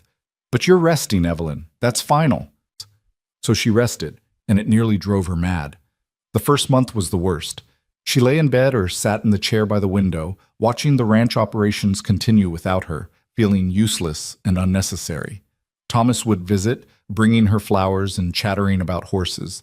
Sarah was learning to walk, tottering around the room with Mrs. Chen hovering nervously. And Silas would come home each evening with reports on the day's activities, trying to include her without letting her actually work. Daniel thinks the bay mare is ready to breed, he'd say. I thought maybe to the northern stallion. That's what your notes suggested. Not the northern stallion. His temperament's too volatile. The eastern one would be better, calmer disposition, which will balance her nervous energy. Eastern stallion, got it. Silas would make notes dutifully. Anything else? The correspondence from the Wyoming buyer. Did you tell him we won't ship until the foals are fully weaned? I did. He wasn't happy, but he accepted it. Good. And the training schedule for the yearlings? Evelyn. Silas set down his notes and looked at her seriously. You're supposed to be resting, not managing operations from bed. I'm giving advice, not managing. There's a difference. A subtle one. But he was smiling slightly. All right. A little advice. But if Dr. Hartwell asks, I'm telling him you spent the whole day reading novels and doing embroidery. I don't embroider. Then you'd better learn because that's my story and I'm sticking to it. By the 3rd month, Evelyn had adjusted to a slower pace. She spent mornings with the children, teaching Thomas his letters and watching Sarah's personality emerge. Afternoons she read, agricultural journals, yes, but also novels she'd never had time for, poetry that surprised her with its beauty. Evenings belonged to Silas, the two of them talking about everything and nothing, rediscovering the partnership that had been built on practicality but sustained by genuine affection. It was during one of these quiet evenings that Silas brought up something he'd been considering. I've been thinking about succession, he said carefully. Thomas is only 4, Sarah's 2, but eventually they'll need to understand what we're building here. You want to start training Thomas already? Evelyn looked up from her book. Not training exactly, just including. Letting him see how the ranch works, how decisions are made. You've been doing it naturally with the horses. I want to do the same with the cattle operations. He's very young, Silas. I was working my father's farm at 5, Silas replied. Not hard labor, just learning, watching, understanding that land and animals require care and attention. I think Thomas is ready for that. Evelyn studied her husband's face. You're thinking about legacy, about what happens when we're gone. I'm thinking about what we're building and who will carry it forward. Silas set aside his own papers. The cattle operation will provide security. Your breeding program will provide excellence.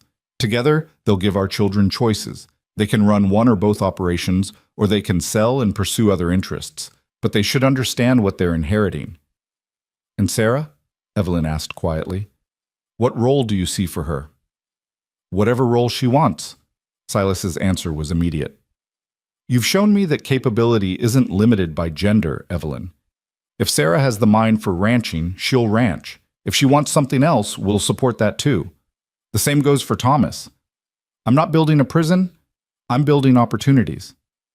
It was in that moment that Evelyn truly understood what they'd created together. Not just a successful business or a stable household, but a foundation for their children to build their own lives on. A legacy of choice rather than obligation, partnership rather than domination. You've changed, she said softly. The man who bought me for $1 wanted an heir to carry on his empire. Now you're talking about giving our children choices. The man who bought you for $1 was a fool, Silas replied. He thought he could control everything, including the future. You've taught me that control is an illusion. The best we can do is build something strong and flexible enough to adapt to whatever comes. That's very philosophical for a cattle baron. I have a philosophical wife. It rubs off. He crossed to sit beside her, taking her hand. How are you feeling? Really? Stronger, Evelyn admitted. Still tired sometimes, but better. Dr. Hartwell was right about needing rest, even though I hated admitting it. 2 more months of taking it easy. Then we'll see about you gradually resuming responsibilities. Gradually, Evelyn. Not diving back in head first. I promise to be reasonable. I don't believe you for a second, but I appreciate the lie. Silas kissed her forehead.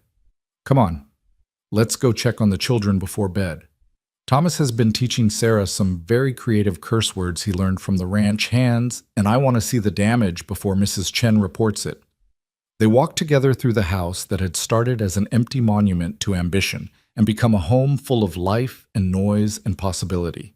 Thomas was indeed teaching his sister inappropriate vocabulary, much to Mrs. Chen's dismay and Martha's poorly concealed amusement. Sarah, barely 2, was repeating words she couldn't possibly understand with perfect clarity and obvious delight. That's your influence, Evelyn accused, watching her daughter gleefully curse at her toys. My influence would be proper grammar, Silas replied. This is pure ranch hand creativity. We'll have to have words with the men about watching their language around the children. Good luck with that. You curse more than any of them. I've gotten better since you arrived. You've gotten sneakier about it. There's a difference. They put the children to bed together, Silas reading a story while Evelyn settled them under blankets. It was domestic and ordinary and absolutely perfect. The kind of moment Silas had never imagined wanting when he'd stood in that Council Bluffs warehouse 4 years ago. Later, lying in their bed with moonlight streaming through the windows, Evelyn said quietly, Thank you for forcing me to rest. I didn't want to admit I needed it, but I did. You're welcome, though calling it forcing seems harsh. What would you call it? Aggressively suggesting, Silas offered, and Evelyn laughed. You're such a businessman. Everything's a negotiation. Not this. His arms tightened around her. This isn't a negotiation or a transaction or any kind of business arrangement. This is just us, Evelyn. The 2 people who are practical enough to build a partnership and foolish enough to fall in love despite it. Not despite it, Evelyn corrected softly. Because of it. The partnership made the love possible. The practicality gave us a foundation strong enough to support everything else. Then I'm glad I paid that $1. Best dollar you ever spent. Best dollar anyone ever spent, Silas murmured. I got you and Thomas and Sarah and a breeding program that's making us ridiculously wealthy, and a partner who makes me better than I am alone. If that's not the deal of the century, I don't know what is. Evelyn smiled in the darkness. The deal of the century started with a woman on an auction block and a man desperate enough to bid on her, and continued with 2 stubborn people who refused to settle for what everyone else expected of them. Silas kissed the top of her head. Rest now, love. Tomorrow's coming whether we're ready or not. Might as well face it rested. So they slept, partners and lovers, parents and business partners, 2 people who'd started with nothing but $1 and a handshake and built something that would endure long after they were gone. The transaction had become a transformation, and neither of them would have traded it for anything in the world. The years that followed James's birth were marked not by dramatic events, but by the quiet accumulation of ordinary moments that somehow transformed into an extraordinary life. Evelyn's recovery took longer than anyone anticipated, nearly a year before she felt truly herself again. But she used that time to reshape how she approached everything. The woman who'd spent 4 years proving herself capable finally understood she had nothing left to prove. "You're different," Susan Whitmore observed one afternoon in 1908, visiting for tea while their children played in the garden. Thomas was 7 now, Sarah 5, and James toddling after his older siblings with determined concentration. "Calmer somehow." "Nearly dying changes a person," Evelyn replied, watching James tumble in the grass and pick himself up without tears. "It clarifies priorities remarkably well." "And what are your priorities now?" Evelyn considered the question seriously. "My children growing up knowing they're loved. My husband understanding he doesn't have to carry everything alone. My work mattering to people beyond just profit margins. Living instead of just surviving." Susan smiled. "That's quite evolved from the woman who stood on an auction block 6 years ago." "6 years ago, I would have done anything to survive. Now I want to do more than just survive. I want to actually live well." Evelyn poured more tea. "There's a difference, though it took me far too long to understand it." That understanding manifested in practical changes. Evelyn expanded her library for women interested in ranching, adding books on business management, agricultural science, even legal rights. She began hosting monthly gatherings where women could share knowledge about livestock, land management, and the financial aspects of running operations. Some husbands objected. Samuel Mitchell threatened to forbid his wife from attending until Evelyn calmly pointed out that his wife's improved cattle management had increased their profits by 30%. "Mrs. Redmond is teaching women to think like business people," Mitchell complained to Silas at the bank one day. "It's unseemly." "Mrs. Redmond is teaching women to run profitable operations," Silas corrected. "If you find that unseemly, I suggest the problem lies with your perspective rather than her instruction." The breeding program continued to thrive, but Evelyn took a different approach now. She began training younger women in her methods, creating a system that didn't depend solely on her presence. One of her most promising students was Rachel Morrison, the banker's daughter, who had a remarkable eye for bloodlines and a fierce determination to prove herself in a male-dominated field. "Why are you teaching me this?" Rachel asked one afternoon as they evaluated a new mare. "I'm your competition." "Competition implies scarcity," Evelyn replied. "There's plenty of demand for quality horses. What there isn't plenty of is women who know how to breed them properly. I'd rather create colleagues than hoard knowledge." "But you built this program from nothing. Why share the methods that made you successful?" Evelyn looked at the young woman, 19 years old, brilliant, hungry for knowledge that no one else would give her, and saw herself 6 years ago. "Because someone has to break the pattern," she said quietly. "Someone has to decide that women helping women matters more than individual glory. I'm choosing to be that someone." Rachel went on to establish her own breeding program 3 years later, and rather than competing with Redmond operations, the two businesses referred clients to each other and collaborated on developing new bloodlines. It became a model that other women ranchers began to adopt, creating a network of female expertise that gradually transformed the industry. But it was with her own children that Evelyn's evolution showed most clearly. She'd survived to raise them, and she was determined to raise them well, not as extensions of their parents' ambitions, but as individuals with their own strengths and choices. Thomas absorbed everything about ranching like a sponge soaking up water. By age 10, he could evaluate cattle with an expert's eye, negotiate prices with adult buyers, and run calculations in his head that most men needed paper for. But he had his mother's practicality tempering his father's intensity, asking questions like, "But is it sustainable? And what happens to the land in 20 years? That showed he was thinking beyond immediate profit. "He's going to be formidable," Silas said one evening, watching Thomas work through a complex breeding projection. "Probably better at this than I ever was." "He has the advantage of being raised by parents who work together rather than against each other," Evelyn replied. "That changes everything." Sarah proved to be a different creature entirely.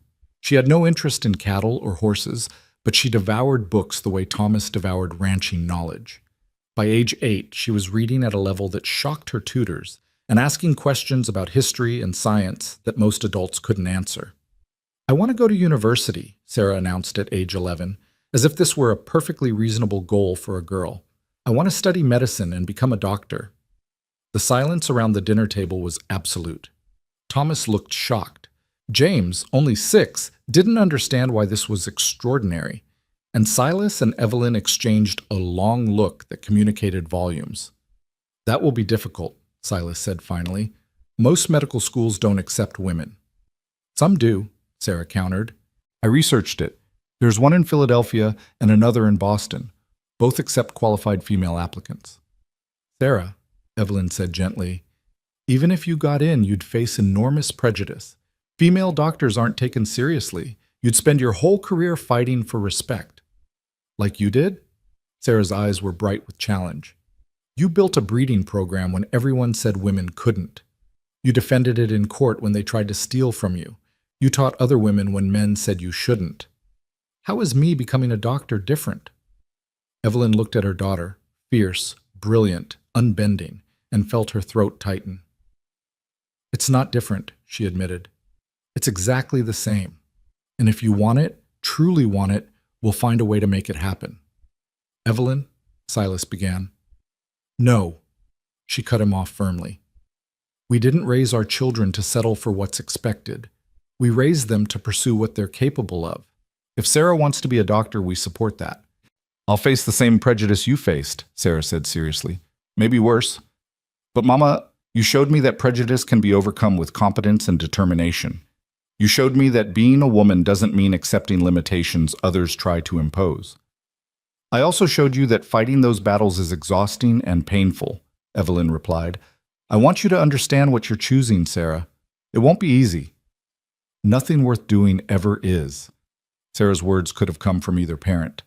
But I'd rather fight for something I care about than have an easy life doing something meaningless. So Sarah was prepared for medical school, though she was still years too young to attend. Evelyn found tutors who'd work with a female student. Silas used his connections to arrange observation opportunities with doctors in Omaha. And Sarah absorbed it all with the same fierce intelligence she'd inherited from both parents. James, the youngest, remained something of a mystery. He was quieter than his siblings, more observant than active.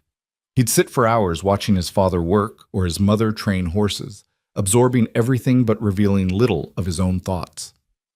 What do you want to be when you grow up? Evelyn asked him one day when he was 8 years old. James considered the question with characteristic seriousness. I want to be fair, he said finally. Fair? You mean like a judge? Like someone who makes sure people are treated right. Thomas will run the ranch because he's good at it. Sarah will be a doctor because she's smart and determined. But someone needs to make sure workers are paid properly, and women get opportunities, and people who start with nothing get chances. He looked up at his mother with those dark, serious eyes. Like Papa gave you a chance when you had nothing. Someone needs to keep doing that.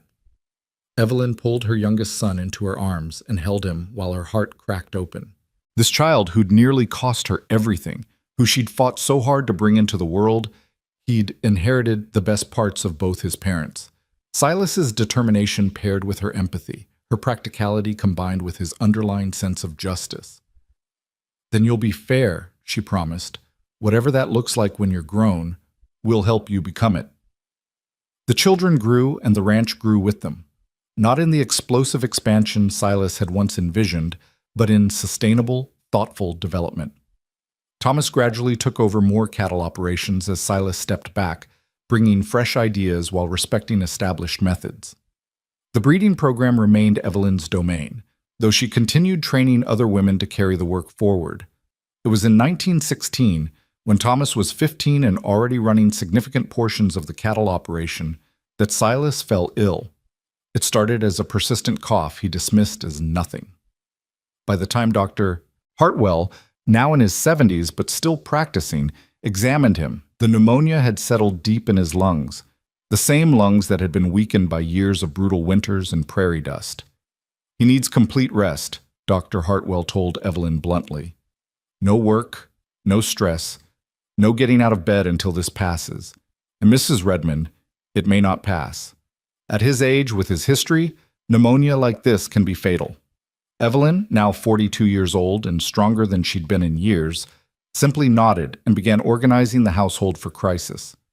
Thomas was pulled from his duties to sit with his father. Sarah, now 14 and already formidable, took over managing communications with business associates. James, at 11, kept his younger siblings occupied and the household running smoothly. And Evelyn sat beside Silas's bed, holding his hand through fever and delirium, and refused to consider the possibility of losing him. "You can't leave me," she told him during one of his brief lucid moments. "We had an agreement, remember? Partnership means we face things together." "Already faced more together than I expected," Silas rasped, his breathing labored. "Built something good, didn't we?" "We built something extraordinary, and you don't get to abandon it now." Evelyn's voice was fierce. "You made me promise to survive childbirth for our children's sake. Now I'm making you promise to survive this for the same reason. Thomas needs to learn more from you. Sarah needs your support for medical school. James needs to see that fairness and strength can coexist, and I need my partner. Best dollar I ever spent." Silas's attempt at a smile turned into a coughing fit that left him gasping. "Best dollar either of us ever spent," Evelyn corrected when he could breathe again. "Now stop talking and conserve your strength. You're going to get through this because I'm not accepting any other outcome." For 3 weeks, Silas hovered between recovery and death. The fever would break, then return. His breathing would ease, then worsen. Dr. Hartwell visited daily, trying every treatment available, but ultimately it was Silas's own stubborn determination and Evelyn's refusal to let him surrender that pulled him through. "You're lucky to be alive," Dr. Hartwell said when Silas finally turned the corner toward recovery. "Another few days of that fever, and we'd have lost you." "Couldn't die," Silas replied, his voice still weak but steady. "My wife wouldn't allow it." The illness changed him, though. He was 64 years old, and the pneumonia had taken something essential from his strength. He recovered enough to walk and talk and participate in ranch decisions, but the endless 16-hour days were done. The driving ambition that had built an empire was tempered by the reality of mortality. "Thomas needs to take over more," he admitted to Evelyn one evening, several months into his recovery. "I can't run this operation the way I used to." "Then don't," Evelyn replied practically. "Run it differently. Be the advisor instead of the operator. Teach instead of doing. You have decades of knowledge, Silas. Use it to prepare our son instead of killing yourself trying to do everything alone." So Silas became a mentor rather than an operator, teaching Thomas not just the mechanics of ranching but the philosophy behind their methods. The importance of treating workers fairly, the value of sustainable practices over short-term profit, the necessity of adapting to change rather than resisting it. "Your grandfather built this ranch through sheer force of will," Silas told Thomas one afternoon as they surveyed the northern pastures together. "I expanded it through determination and your mother's partnership. You'll take it further through intelligence and innovation. Each generation builds on what came before while adapting to what's needed now." "What if I make mistakes?" Thomas asked. He was 17 now, tall and serious, carrying the weight of future responsibility on his young shoulders. "You will make mistakes. Everyone does. The question is whether you learn from them." Silas looked at his oldest son, the heir he desperately wanted, who'd become so much more than just an heir. "I made plenty of mistakes, Thomas. I chose 2 wrong wives before I found the right partner. I nearly worked myself to death building something I didn't know how to enjoy. I almost lost your mother because I wanted more children than we could safely have. Learn from my mistakes as well as my successes." "And what was your greatest success?" Thomas asked. Silas didn't hesitate. "Paying $1 for a woman everyone else dismissed as worthless. Everything good in my life came from that one decision. You, your siblings, the partnership that made all of this meaningful. Remember that, Thomas. The best investments aren't always the ones that look promising. Sometimes they're the ones nobody else values." In 1920, Sarah left for medical school in Philadelphia at age 18. The farewell was tearful, though Sarah herself remained composed. "I'll write every week," she promised, embracing her mother on the train platform. "And I'll come home for summers when I can, and I'll make you proud, Mama." "You already make me proud," Evelyn replied, holding her daughter tight. "Every single day. Now go show those professors what a woman raised by partners can accomplish." Sarah did exactly that, graduating at the top of her class 4 years later and returning to Nebraska to open a practice that served rural communities. She became known for treating everyone regardless of ability to pay, for believing women when they described their symptoms, for combining the latest medical knowledge with genuine compassion. "She's more successful than I ever was," Evelyn said proudly when Sarah's practice expanded to include 3 other female doctors. "Different kind of success," Silas corrected. "You built a business. Sarah's building a legacy of care. Both matter." James, true to his childhood declaration, studied law and went into public service. At 25, he was elected county attorney and immediately began prosecuting cases of worker exploitation and fraud that other attorneys had ignored. He married a schoolteacher named Grace, who shared his passion for justice, and together they became advocates for the powerless. "3 children," Silas said one evening in 1929, sitting on the porch with Evelyn and watching the sunset paint the prairie gold and red. "3 completely different paths. Did we do right by them?" "We gave them choices," Evelyn replied. She was 55 now, her auburn hair threaded with silver, her face lined with years but still beautiful. "We showed them that success looks different for everyone. We taught them competence and compassion." "Yes, Silas, we did right by them." "Your dollar's worth more than mine," he said, taking her hand. He was 77, slowed by age and illness, but still sharp-minded. "I bought a wife. You bought a future for our children that neither of us could have built alone." "We bought it together," Evelyn corrected. "That's what partnership means." They sat in comfortable silence, 2 people who'd started with nothing but a dollar and a handshake and built something that would endure long past their own lives. The ranch was thriving under Thomas's management. Sarah's medical practice was serving thousands of patients. James's legal work was changing laws. And beyond their own children, they'd influenced dozens of other lives. The women Evelyn had trained, the workers Silas had treated fairly, the community they'd both served. "Do you ever regret it?" Silas asked quietly. "The auction, the practical arrangement, starting with so little?" Evelyn turned to look at him. This man who'd shocked a warehouse by bidding $1, who'd given her partnership when she expected only survival, who'd loved her through pregnancy and prejudice and near death. This man who'd been cold and driven and alone, who'd somehow learned to be warm and collaborative and part of something larger than himself. "Never," she said firmly. "Not once." "You?" "Never," Silas echoed. "Best dollar I ever spent, best decision I ever made. I set out to buy an heir and got a family instead. Got a partner who made me better. Got children who'll change the world. Got a life worth living, rather than just an empire to maintain." "The empire's not bad either," Evelyn teased gently. "The empire's fine, but without you, it would have been meaningless." Silas raised her hand to his lips. "Without you, I'd have been a rich, successful, miserable old man who died alone. Instead, I'm a rich, successful, happy old man who has everything that matters." "Smooth talker," Evelyn accused, but she was smiling. "Only took me 27 years to learn how," Silas replied. "You're a patient teacher." They watched the sun sink below the horizon, turning the vast prairie into shadows and whispers. The land Silas had bought with ruthless determination. The horses Evelyn had bred with careful science. The home they'd built together from empty rooms and careful partnership. "What happens to it all when we're gone?" Evelyn asked, not morbidly, but practically. "Thomas will run the ranch, but what about the rest? The breeding program, the women's library, all the pieces we've built?" "Thomas has my business sense tempered by your compassion," Silas replied. "He'll keep the ranch profitable while treating it as a trust rather than just property. Sarah will continue healing people who need it most. James will fight for those without power. And all of them will teach their children what we taught them, that wealth brings responsibility, that success means helping others succeed, that the best legacies are measured in lives improved rather than dollars accumulated." "That's quite a legacy for a dollar investment." "That's quite a legacy for 2 people who refused to let circumstances define them," Silas corrected. "You stood on that auction block with nothing, and you turned that nothing into this. I had everything money could buy, and it was worthless until I had you to share it with.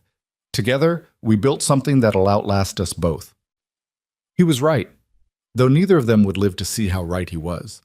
Silas died in his sleep in 1932 at age 80, his hand clasped in Evelyn's.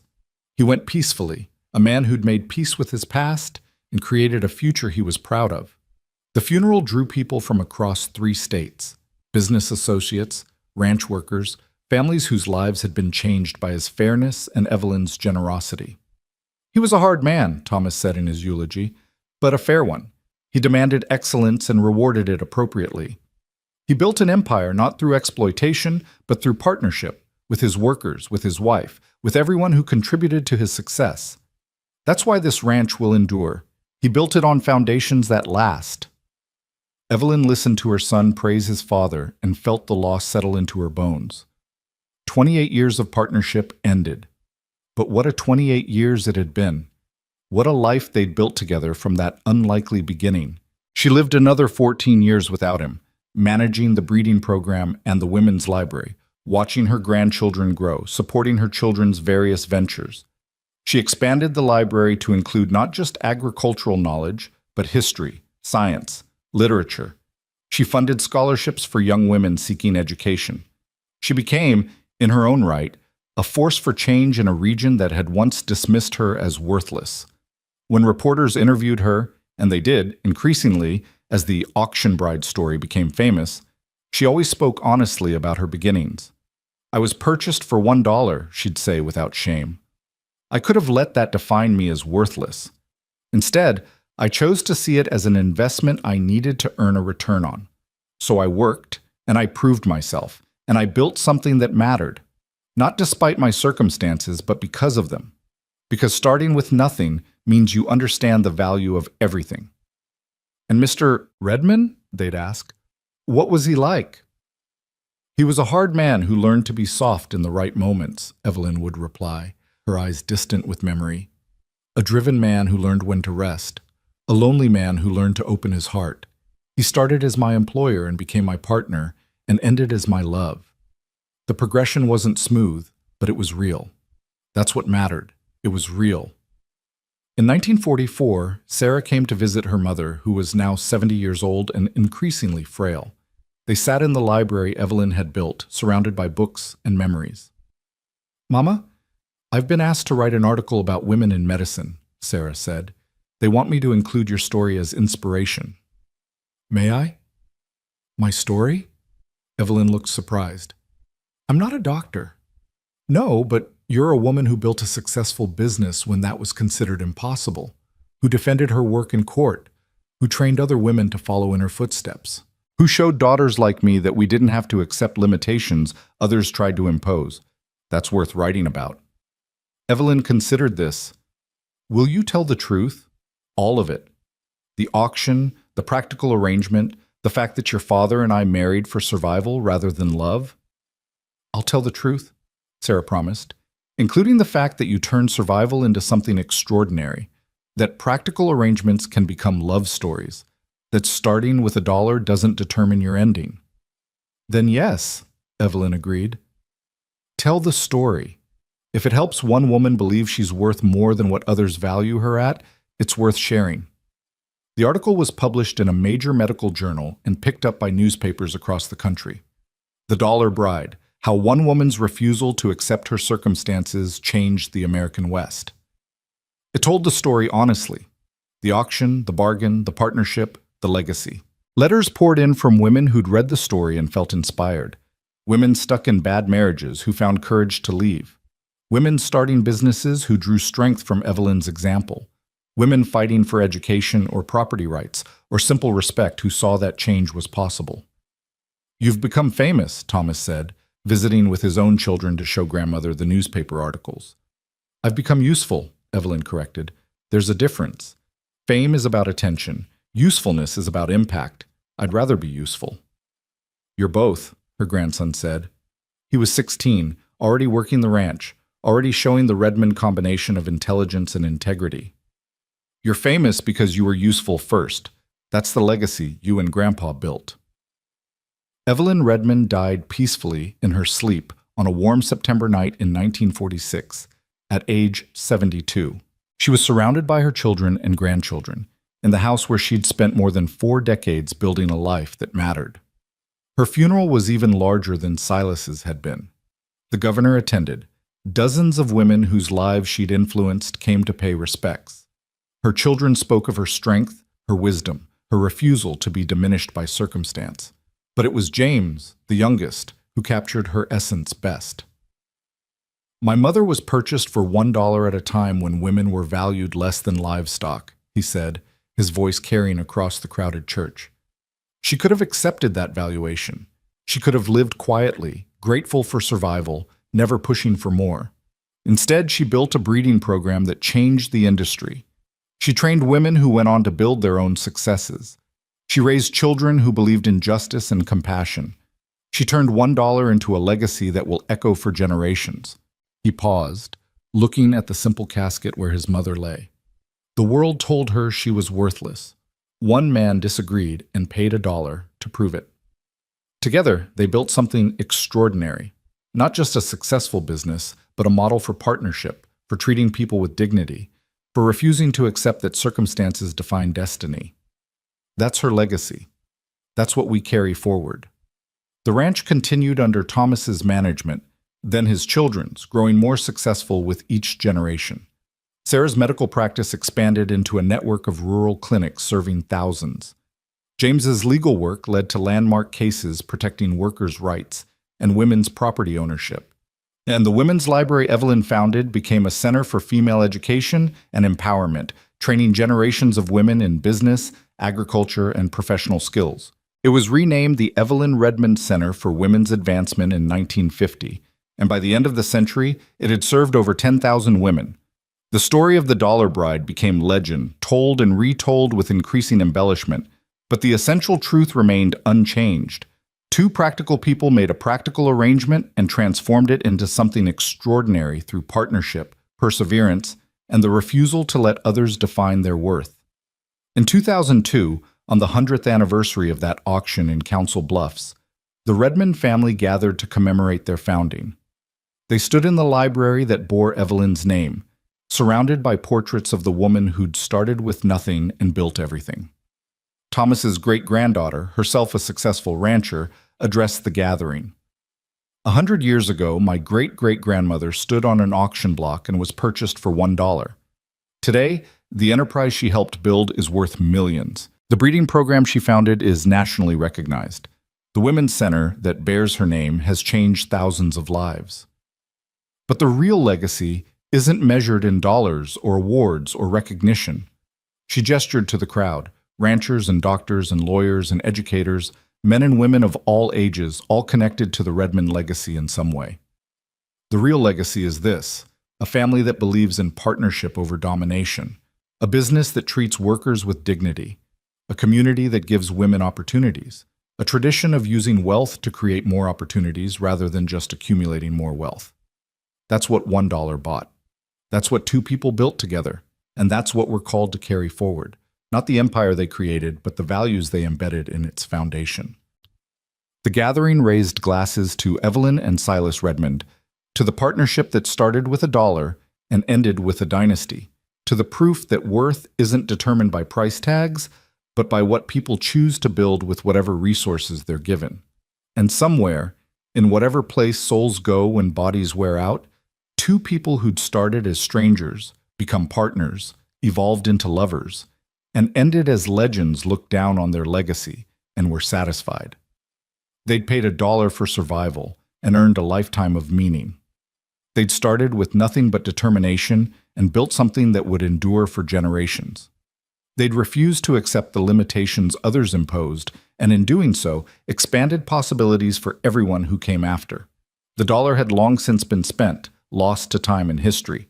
But what it purchased, partnership, family, legacy, hope, remained invaluable and undiminished by the passage of years. That was the true worth of the bargain struck in Council Bluffs in 1902. Not the dollar itself, but what two people chose to make of the opportunity that dollar represented. A transaction became a transformation. A purchase became a partnership. $1 became a dynasty. And it all started with a woman on an auction block who refused to believe she was worthless, and a man desperate enough to believe she might be priceless. Together, They proved that the best investments aren't measured in dollars, but in the lives changed, the opportunities created, and the love built from the most unlikely foundations. That was the legacy of the dollar bride. Not the price paid, but the value created. And it was priceless.